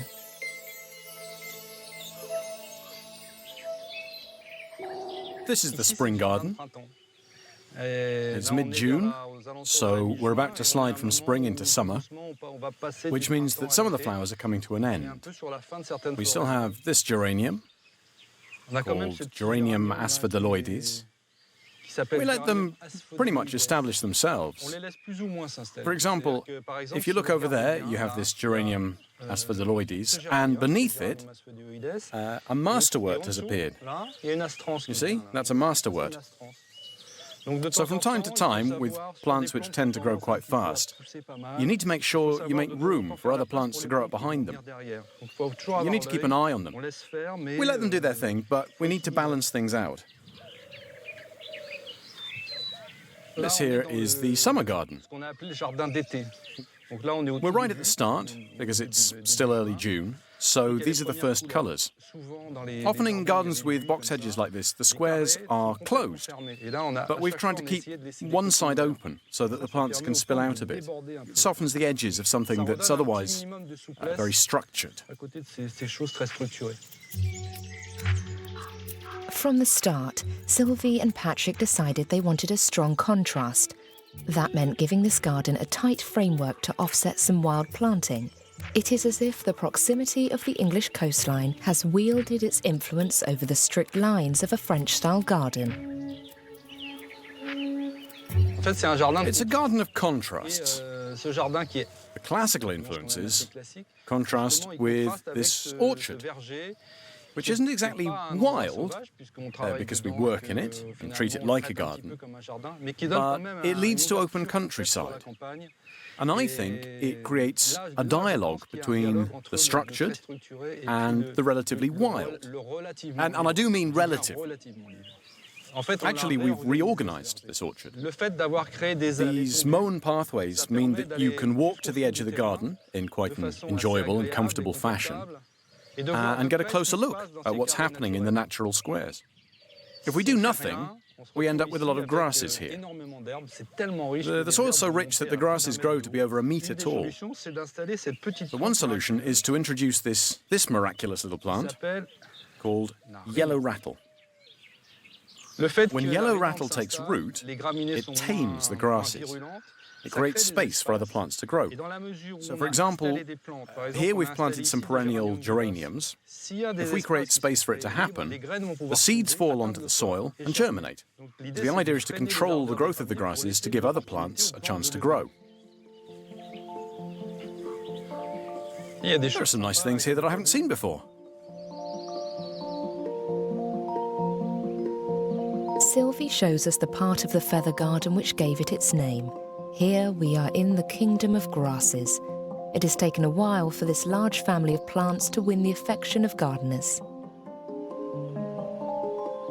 Obviously, we had to choose our plants to tie in with the theme. They needed to have delicate, feathery flowers, but not just that. The shape and the foliage had to correspond to the theme as well. And the backlighting is beautiful in this direction,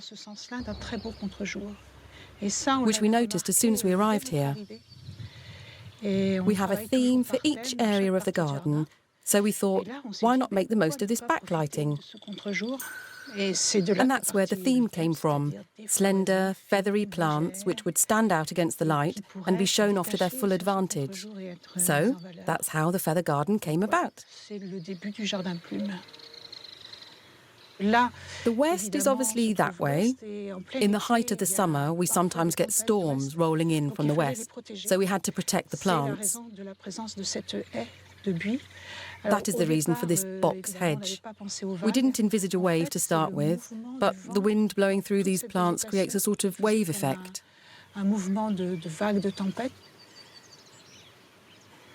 It's all done by eye, with shears. Sebastian prunes it, and we stand back and give him vague directions. He definitely has a deft touch. You just have to go for it and not look back. If you make a mistake, you end up with a gap.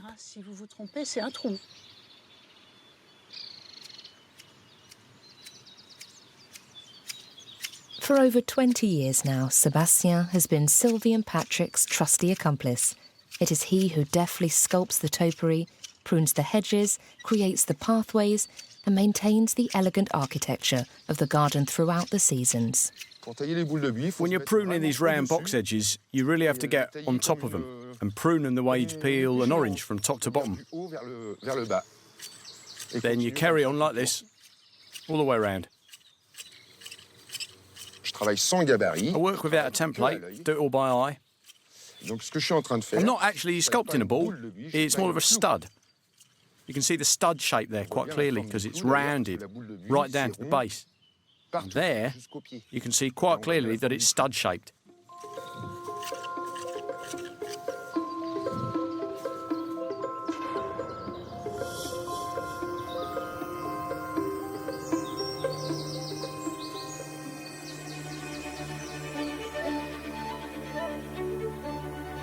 It is summertime in the feather garden.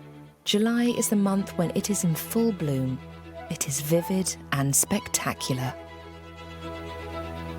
Here we are in the summer garden. This is the only garden where we've selected the colours. In all the other gardens, that's not the case. Here, we've intentionally restricted the palette to warm colours. You can't see any cold colours from here. There are no blues or pinks or anything like that. We're always on the lookout for reds in the summer. And we've come across a dahlia called Éole. It's a plain red dahlia with a yellow centre. It's best to have quite tall plants here because they need to stand out above the box hedges.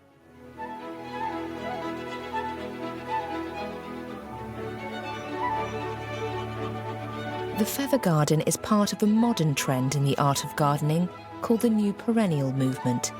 Its leader, Dutch landscape architect Piet Aldolf, advocates a combination of perennials to recreate the feeling of a natural landscape. This gives visitors the impression that they are surrounded by wild plants.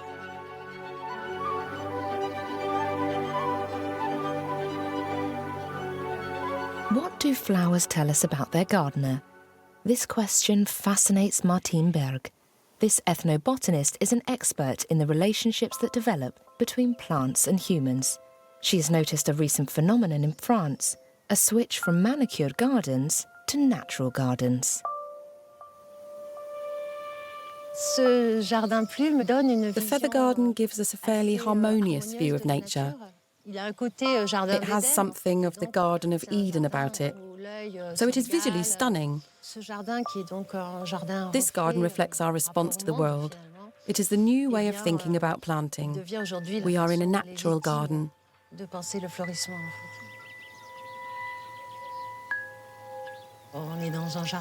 Gardens like this are relatively recent. They are in tune with nature and the environment, which has changed. Since gardens are always a reflection of society, today's perennial gardens express our new relationship with nature. But that hasn't always been the case. Horticulture developed from the 18th century, but especially in the 19th century, with an explosion in the number of varieties of plant species grown and cultivated. The palette became gradually more restrained throughout the 20th century, when there were only about a dozen species, producing a multitude of varieties. That sort of planting was much in evidence in both private gardens and public spaces. Then suddenly, in the 1980s, landscape gardeners became alarmed about the paucity of plants available. Gardens containing hardy perennials appeared around that time because in society there was a growing awareness of environmental problems, and flowers were brought into that critical debate. It was an attempt to express a different relationship with nature. But there is a paradox, in that we want to both celebrate nature and yet still tame it. It is a bit like designing clothes or conducting an orchestra. There is a lot of human intervention in this natural garden. It has been tamed, but only on the surface.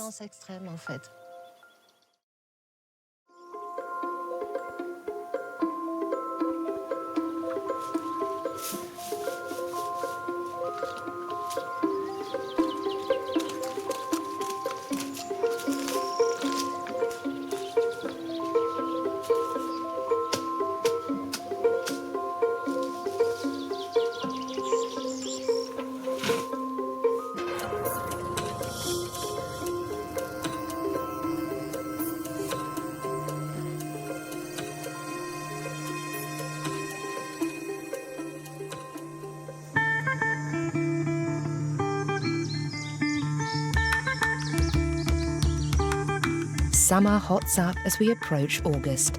The flower garden to the west of the meadow is in full bloom, at the height of the season.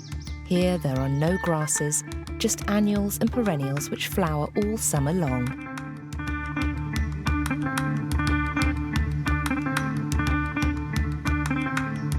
The previous owner had a vegetable garden here.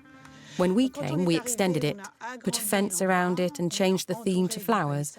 But we kept the structure. In other words, we kept the pathways and the layout despite the fact that we were extending it. We kept the rows you find on vegetable patches. We work with perennials and we plant them in rows. Annuals and biennials then grow up around them. Obviously, that creates a range of possibilities in terms of flowering. But it demands a huge amount of work all year round because we are constantly introducing new plants to bridge the gap between those which have finished flowering and those which are about to flower. We have kept what we planted in previous years, so 20 years' worth of consideration has gone into this place. It's a bit like a millefeuille, with 20 layers to feast on. And this diversity, as you can see on a sunny day like today, attracts lots of insects. There are lots of butterflies and insects because of this diversity, which means that there is always something for them to feed on.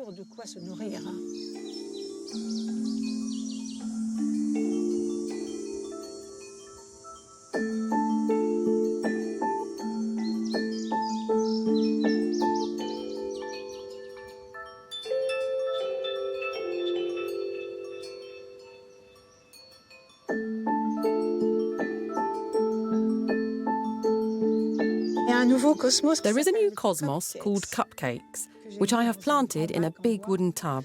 It is very, very beautiful. They have full, frilly flowers shaped like little cups. The colours range from white to the deepest pink, and they have very long stems, so they are always swaying in the breeze, which is delightful.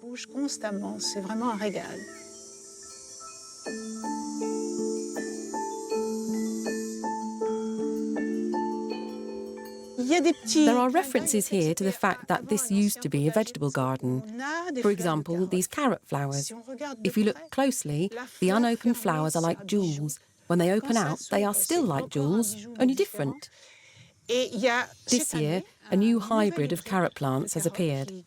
When it flowers, the colours range from pale pink to dark red. That's new, and it's really very interesting. You can see the alliums in there, in among the oregano, and that thing flowering there is a leek. This is the leek plant that was here when we came 20 years ago, which we have left to reseed in various places. So that's the original leek, but we've planted others as well, such as the rocambole. The rocambole you see here is very funny. It forms these weird and wonderful shapes. It's such a treat to discover these amazing things. Nature is so rich and diverse. It's a feast for the eyes.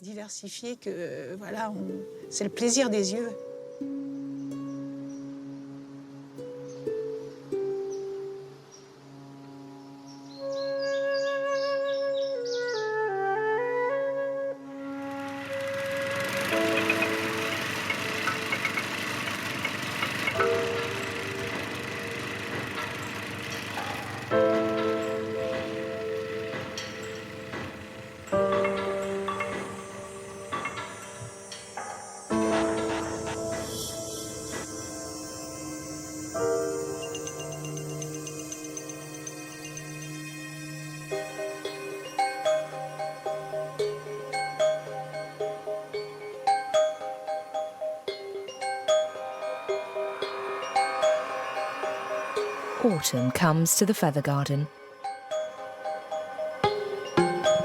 Soft light and warmer colours announce the metamorphosis. This is when the garden is at its most feathery.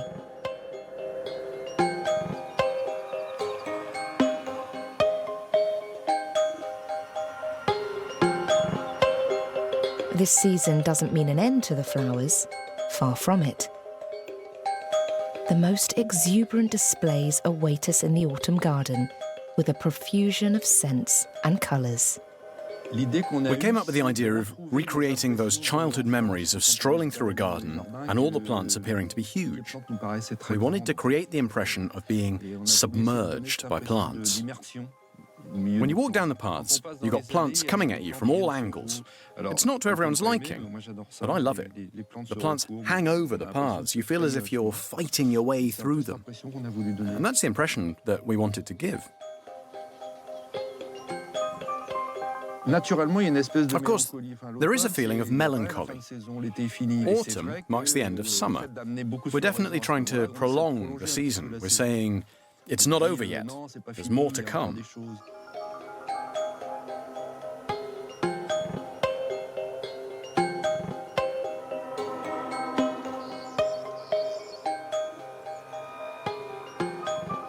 When people think of autumn, they think of asters. We have planted all the tall asters. They are all more or less the same height, so they need to be broken up a bit.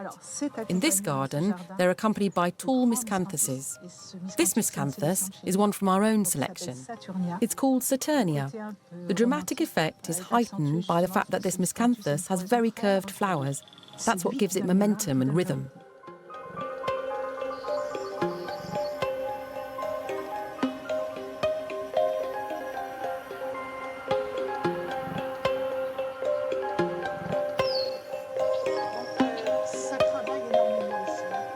Sylvie and Patrick have invited Hervé Brunon over.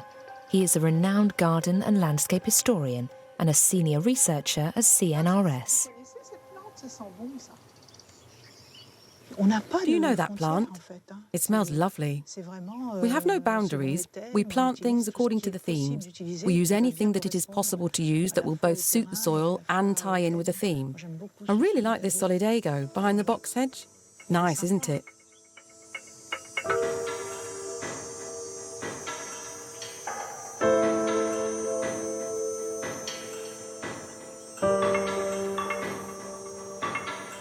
Sylvie leads Hervé Brunon through dense foliage to a secret place. We originally intended to put a tall structure here, but we never found the inspiration. So we just left it for 4 or 5 years, unsure of what to do with it. As they emerge from a tangle of herbaceous plants, the impression is striking. They are met with silence. In contrast with the exuberance of the rest of the garden, this miscanthus cloister is a zen and restful enclosure. What characterizes the feather garden and any other well-designed garden is the intelligent response to the site and surroundings. Often in a garden design, what matters are the trees, which give it structure, or the mineral elements and terraces. Here, it is herbaceous plants which provide the structure. That creates a rather timeless garden, which is renewed from one year to the next. It doesn't have the aging trees that a lot of parks have. It's that idea of a garden which seems ageless. There is no one way to design a natural garden. But what has really asserted itself these past 20 years is the essential role of plants. In public spaces, we used to see concrete structures or quite harsh things. Now, there is a renewed interest in perennials. Dutch landscape architect Peter Udolf, for example, is interested in phytosociology, which examines the way plants coexist and compete with one another. He came up with the idea of composing gardens that take into account the specific needs of plants and the way they interact. One thing that never changes is that gardens are places where the most recent knowledge is applied. That has been true throughout the history of gardens.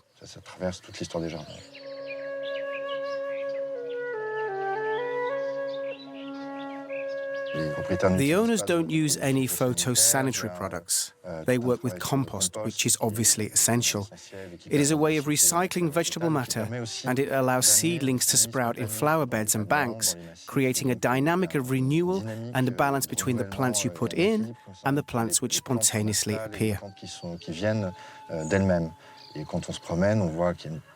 When you wander through the garden, you see that there is a multitude of insects gathering pollen. So there is obviously a rich biodiversity, which is both cultivated and spontaneous. Observation means realising that nature sometimes provides the answer. A plant might reseed itself and we'll keep it. We see it as a bonus. We hadn't thought of it. Nature came up with the idea. But sometimes it is our idea. If we see that a display is not balanced and that the rhythm is not good, we move the plants around. There is a subtle interplay between the two. There is, how can I put this, mutual observation and respect.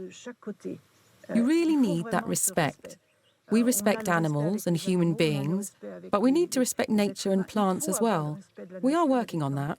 It's not easy, but it's rewarding. You have to keep observing and being attentive. Being immersed in nature makes being alive more enjoyable. At any rate, we love it. We are in our element here.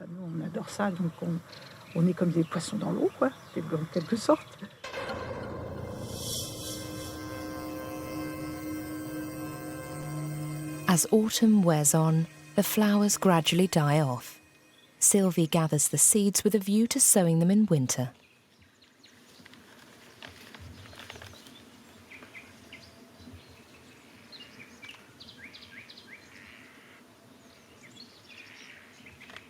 Just before the first day of November, the plots of the meadows are meticulously mown. This coincides with the end of the season. This work is done to improve biodiversity as the mixture of plants release their seeds, dispersing them on the natural seed beds, which regenerates a richer meadow.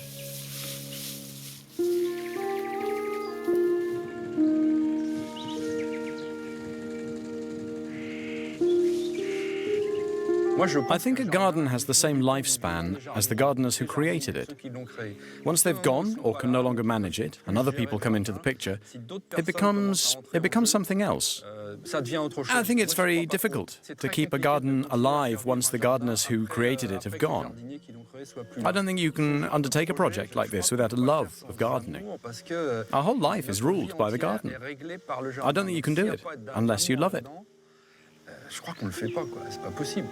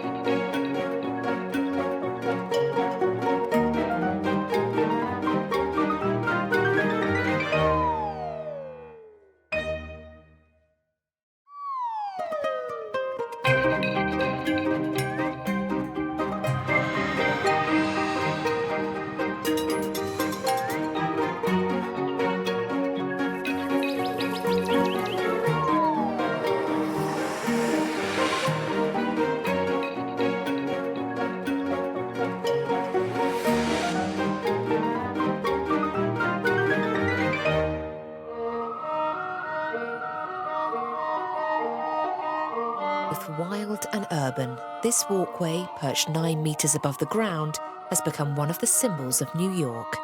It is made of steel and wild grasses, and it takes pedestrians on a journey among the skyscrapers of Manhattan. Who would have thought that this 2.4-kilometer-long green roof would serve as a benchmark for today's urban gardens? Welcome to the High Line.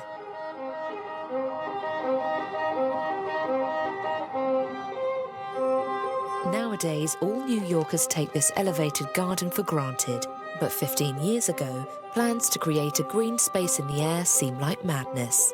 The High Line rests on a ruin, an ancient railway line saved from demolition at the 11th hour. This is the Green team who won the competition launched by the city to restore this wasteland. Co-founder and director of Friends of the High Line, Robert Hammond. Architects Elizabeth Diller and Ricardo Scofidio, Director of Horticulture Andy Pettis, Landscape Architect Isabel Castilla, and Landscape Architect and Urban Designer James Corner, who brought this crack team together. The High Line is a bit like a film. It's all about duration, seeing it the same things in different ways every time. It's a remarkable journey, a remarkable scenography.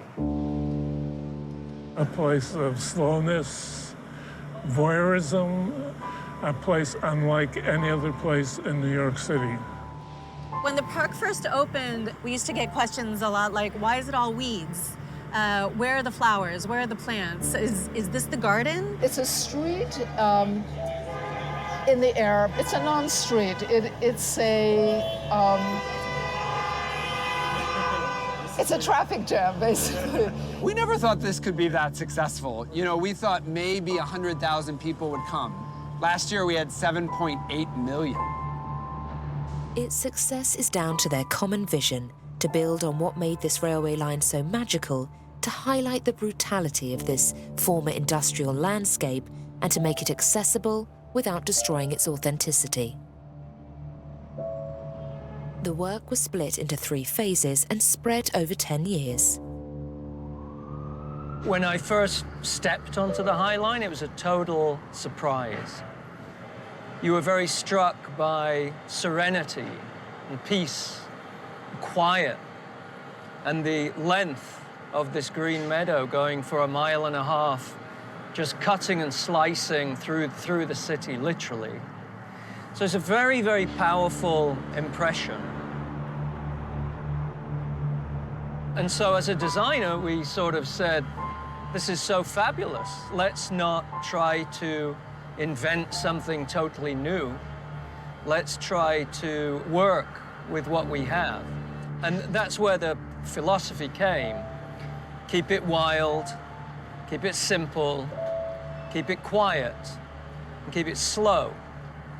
Because those four characteristics were the characteristics that we found here, the characteristics that we wanted to be able to retain in a very magical, very poetic way.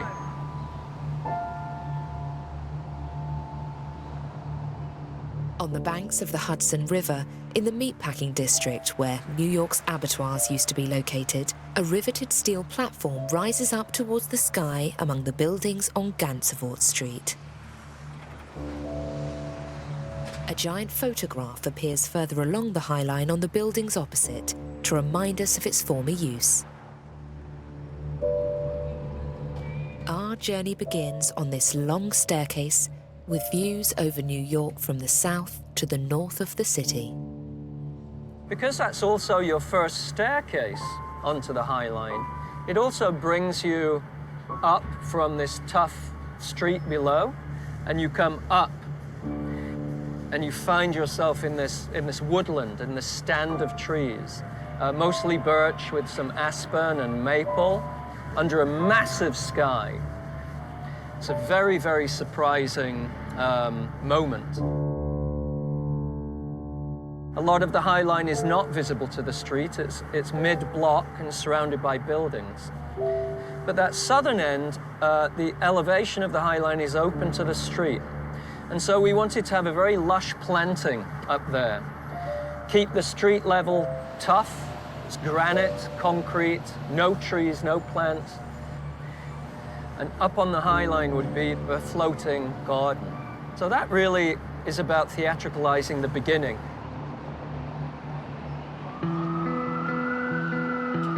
But before James Corner and his team came up with this contemporary design, the project would never have seen the light of day without the determination of two New Yorkers, Joshua David and Robert Hammond.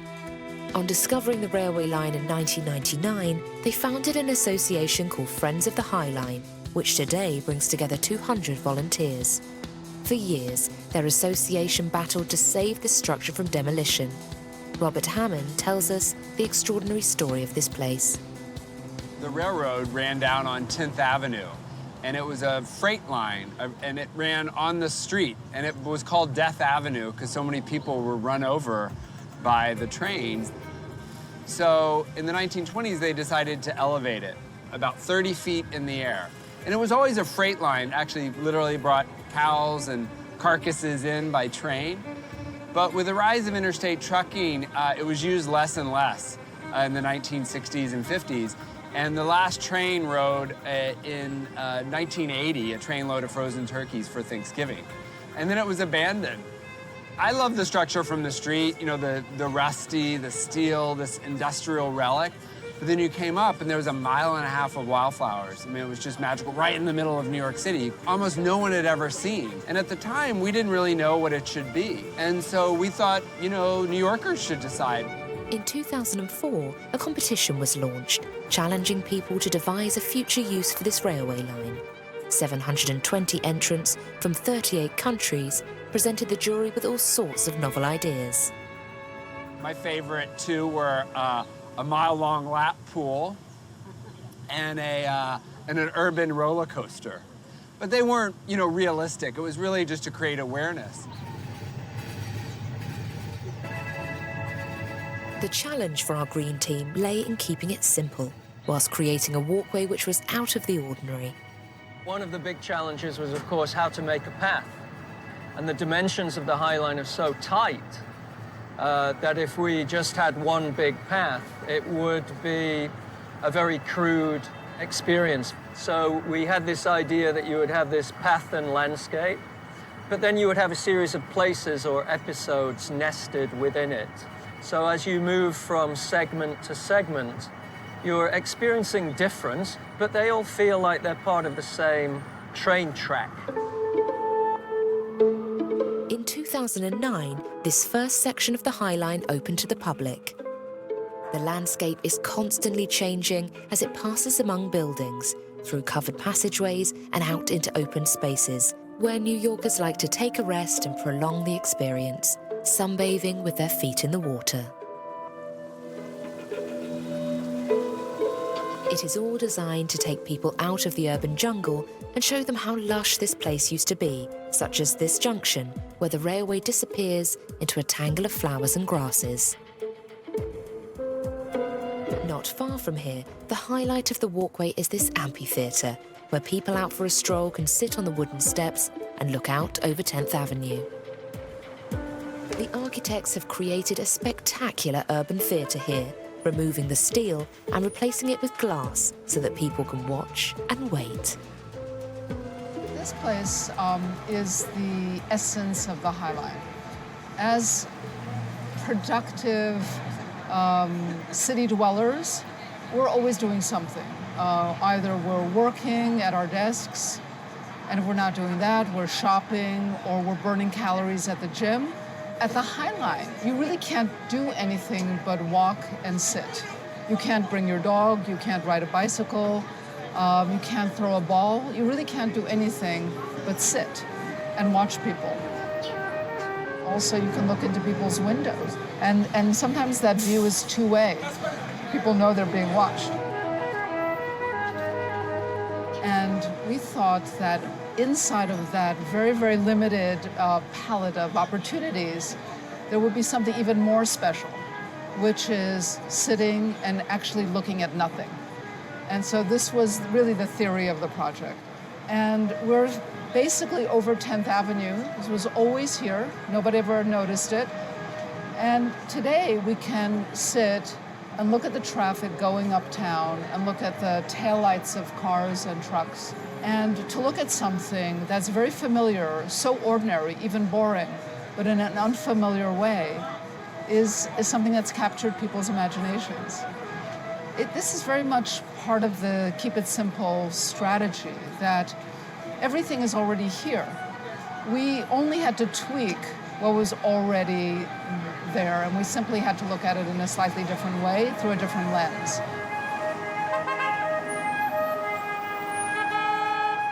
The High Line started with a lot of different ideas about features that could happen along the mile and a half. There could be a theater, there could be a place for film, there could be a place for dancing. And then we started to think that maybe less is more here. So smaller moves, what was really essential? And the most important thing was really the paving. The landscape and the paving come together. So it's not a normal New York street where pedestrians have the right of way. Here, plants have the right of way. So the way that we designed it is that these pavers start to snake into areas of green vegetation. So areas that are meant for the public or meant for plants is not so defined. When you go into the street and you look at a concrete sidewalks, very often you will find cracks and you'll find grass growing through the cracks. Nature is always going to win. So we were very much inspired by this thing that happens, which is usually thought of as decay. It's usually the end of a cycle. But in fact, it's the beginning of the growth.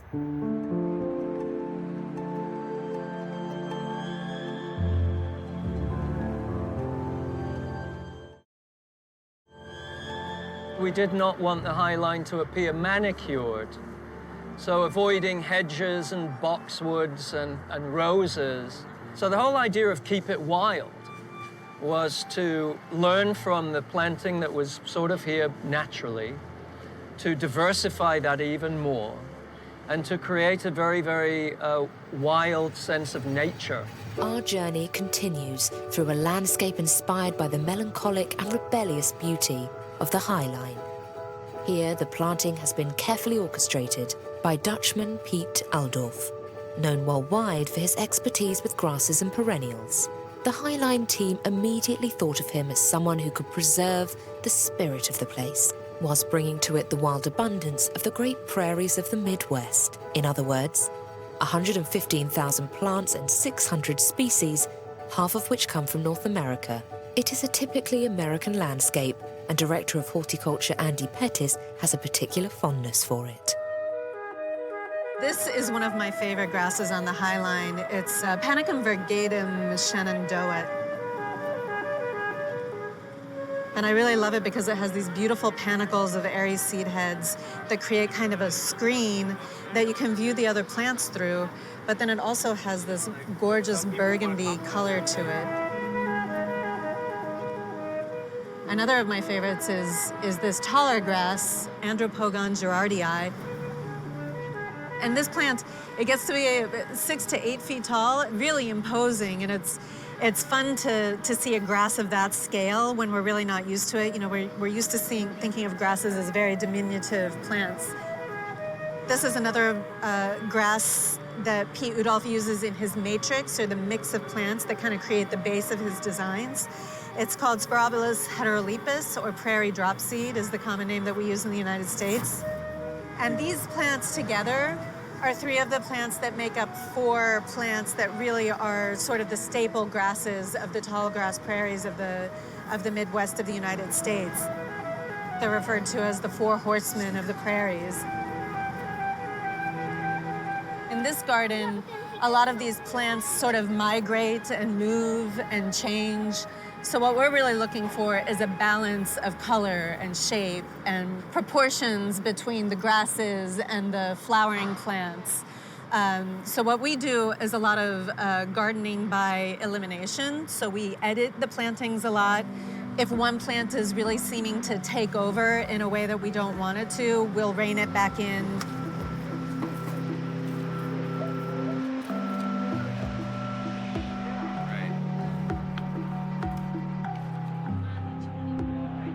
There are lots of challenges with the structure and the environment itself and growing plants here. There's only about 18 inches of soil in most of the garden, so the soil is very shallow in most areas. But what we found is that rather than the rows growing down, they grow out, so that we can actually grow very tall trees.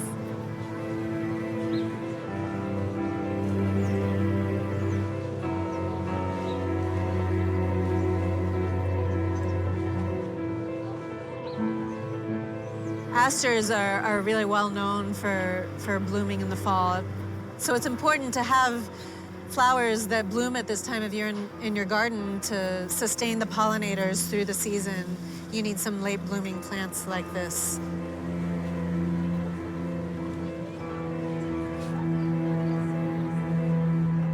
One of the things that Pete Udolph really emphasizes in his gardens is using the entire life cycle of the plant. So the skeleton of the plant, as he calls it, is just as important as the flower. He was really looking for a way to honor nature and to emulate nature. You know, create an artist's perception of nature. It exists as theater, so it's changing from day to day and week to week.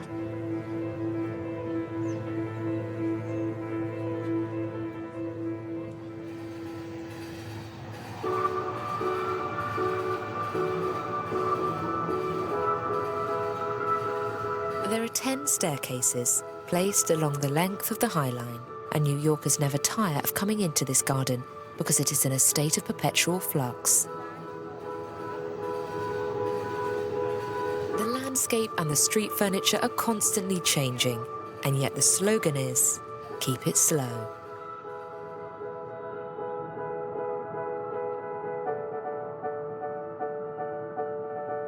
With that in mind, there are works of art dotted along the walkway, inciting contemplation, such as this huge painted canvas level with 22nd Street. This is where the second phase of the High Line's construction begins, and it is here that we find architect Riccardo Scofidio perched on the recycled teak steps. It was critical that we dampen that speed, we slow that speed down. We didn't want people coming up and bringing the pace of the city up to the High Line. And so one of our first acts in terms of stairs coming up, we called it the slow stairs. And we extended the stair and brought you up so that you started to look at the structure, you were kind of engulfed in the structure. It began to take that urban speed out of your legs so that when you came up onto the High Line, you might begin to stroll, you might begin to walk at a pace that's not typical for the city pace.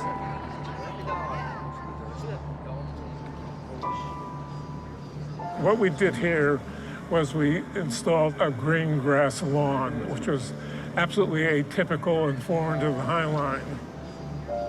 Grass and greenery is incredibly sensual. The scent, the aroma, when you cut grass, the smell of it is amazing. When you're up on the High Line, particularly in that first section, to be able to involve yourself with the plants. And realizing that, we said we will give them a lawn, we'll give them something to roll on and to enjoy in the second section.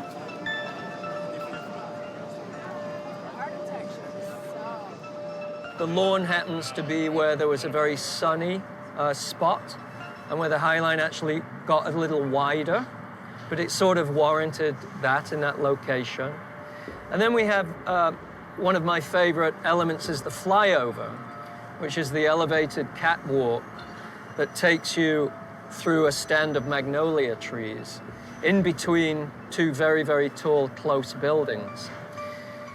That was inspired by, again, my first visit up here, where there was a stand of trees growing in that location originally because the buildings created so much shade that it was shady and damp, and the trees grew up in that location, and it was magical. So that's really the only place along the High Line where you have this sense of strong enclosure, being in trees, in between buildings in a very tight space of compression.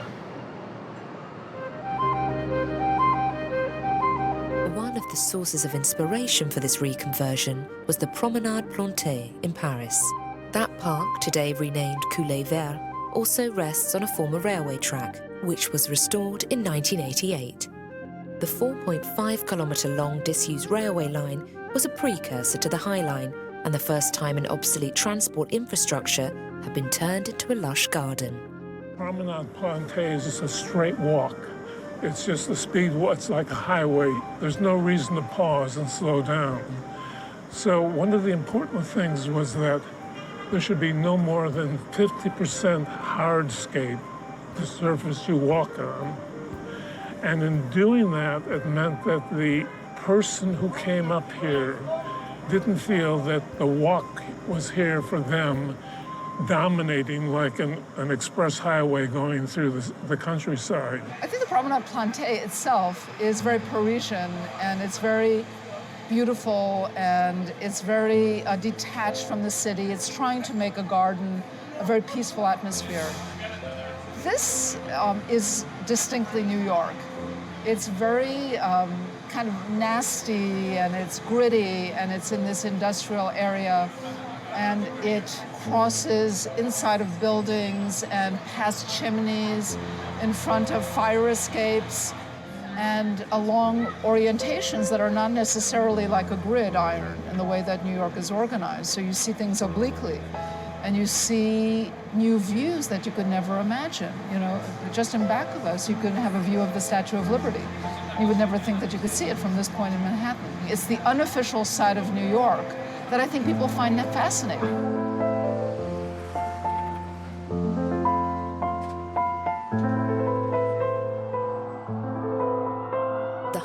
Might have become a benchmark for other railway track to garden conversions around the world, but it is constantly evolving.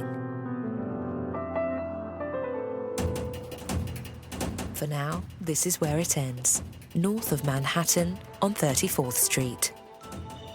This final section, which curves around the city's train terminus, was opened in 2014 and project managed by Isabel Castillo. Here, the city reasserts itself, especially as far as the ambient sounds are concerned.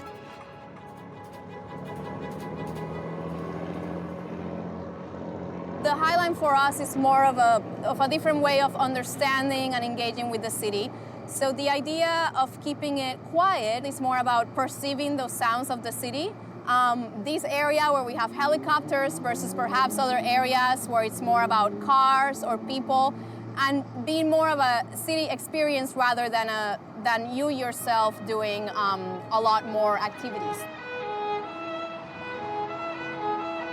For this portion of the High Line, we decided to keep its existing structure at a minimal touch, while keeping the existing vegetation that basically located itself on the High Line tracks untouched, so that we were not really altering that unique and existing ecology.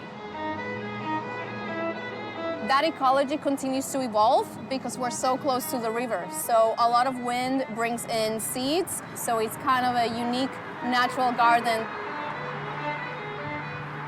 We kept all the rail tracks where they were, and we located this paving system on top. It's porous, so it allows all the rainwater to basically percolate through the paving and go on to the planting beds.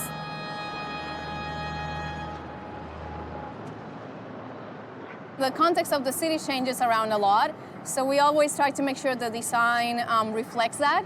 Here we have this contrast of these very high structures against a very open sky. So the design also remains very low so that you get that sense of horizon from the city skyline. Really around us, the entire area is developing dramatically. So the other reason why we kept this very simple is in contrast to that development. So it's a place where you really see nature at its best in the middle of New York City.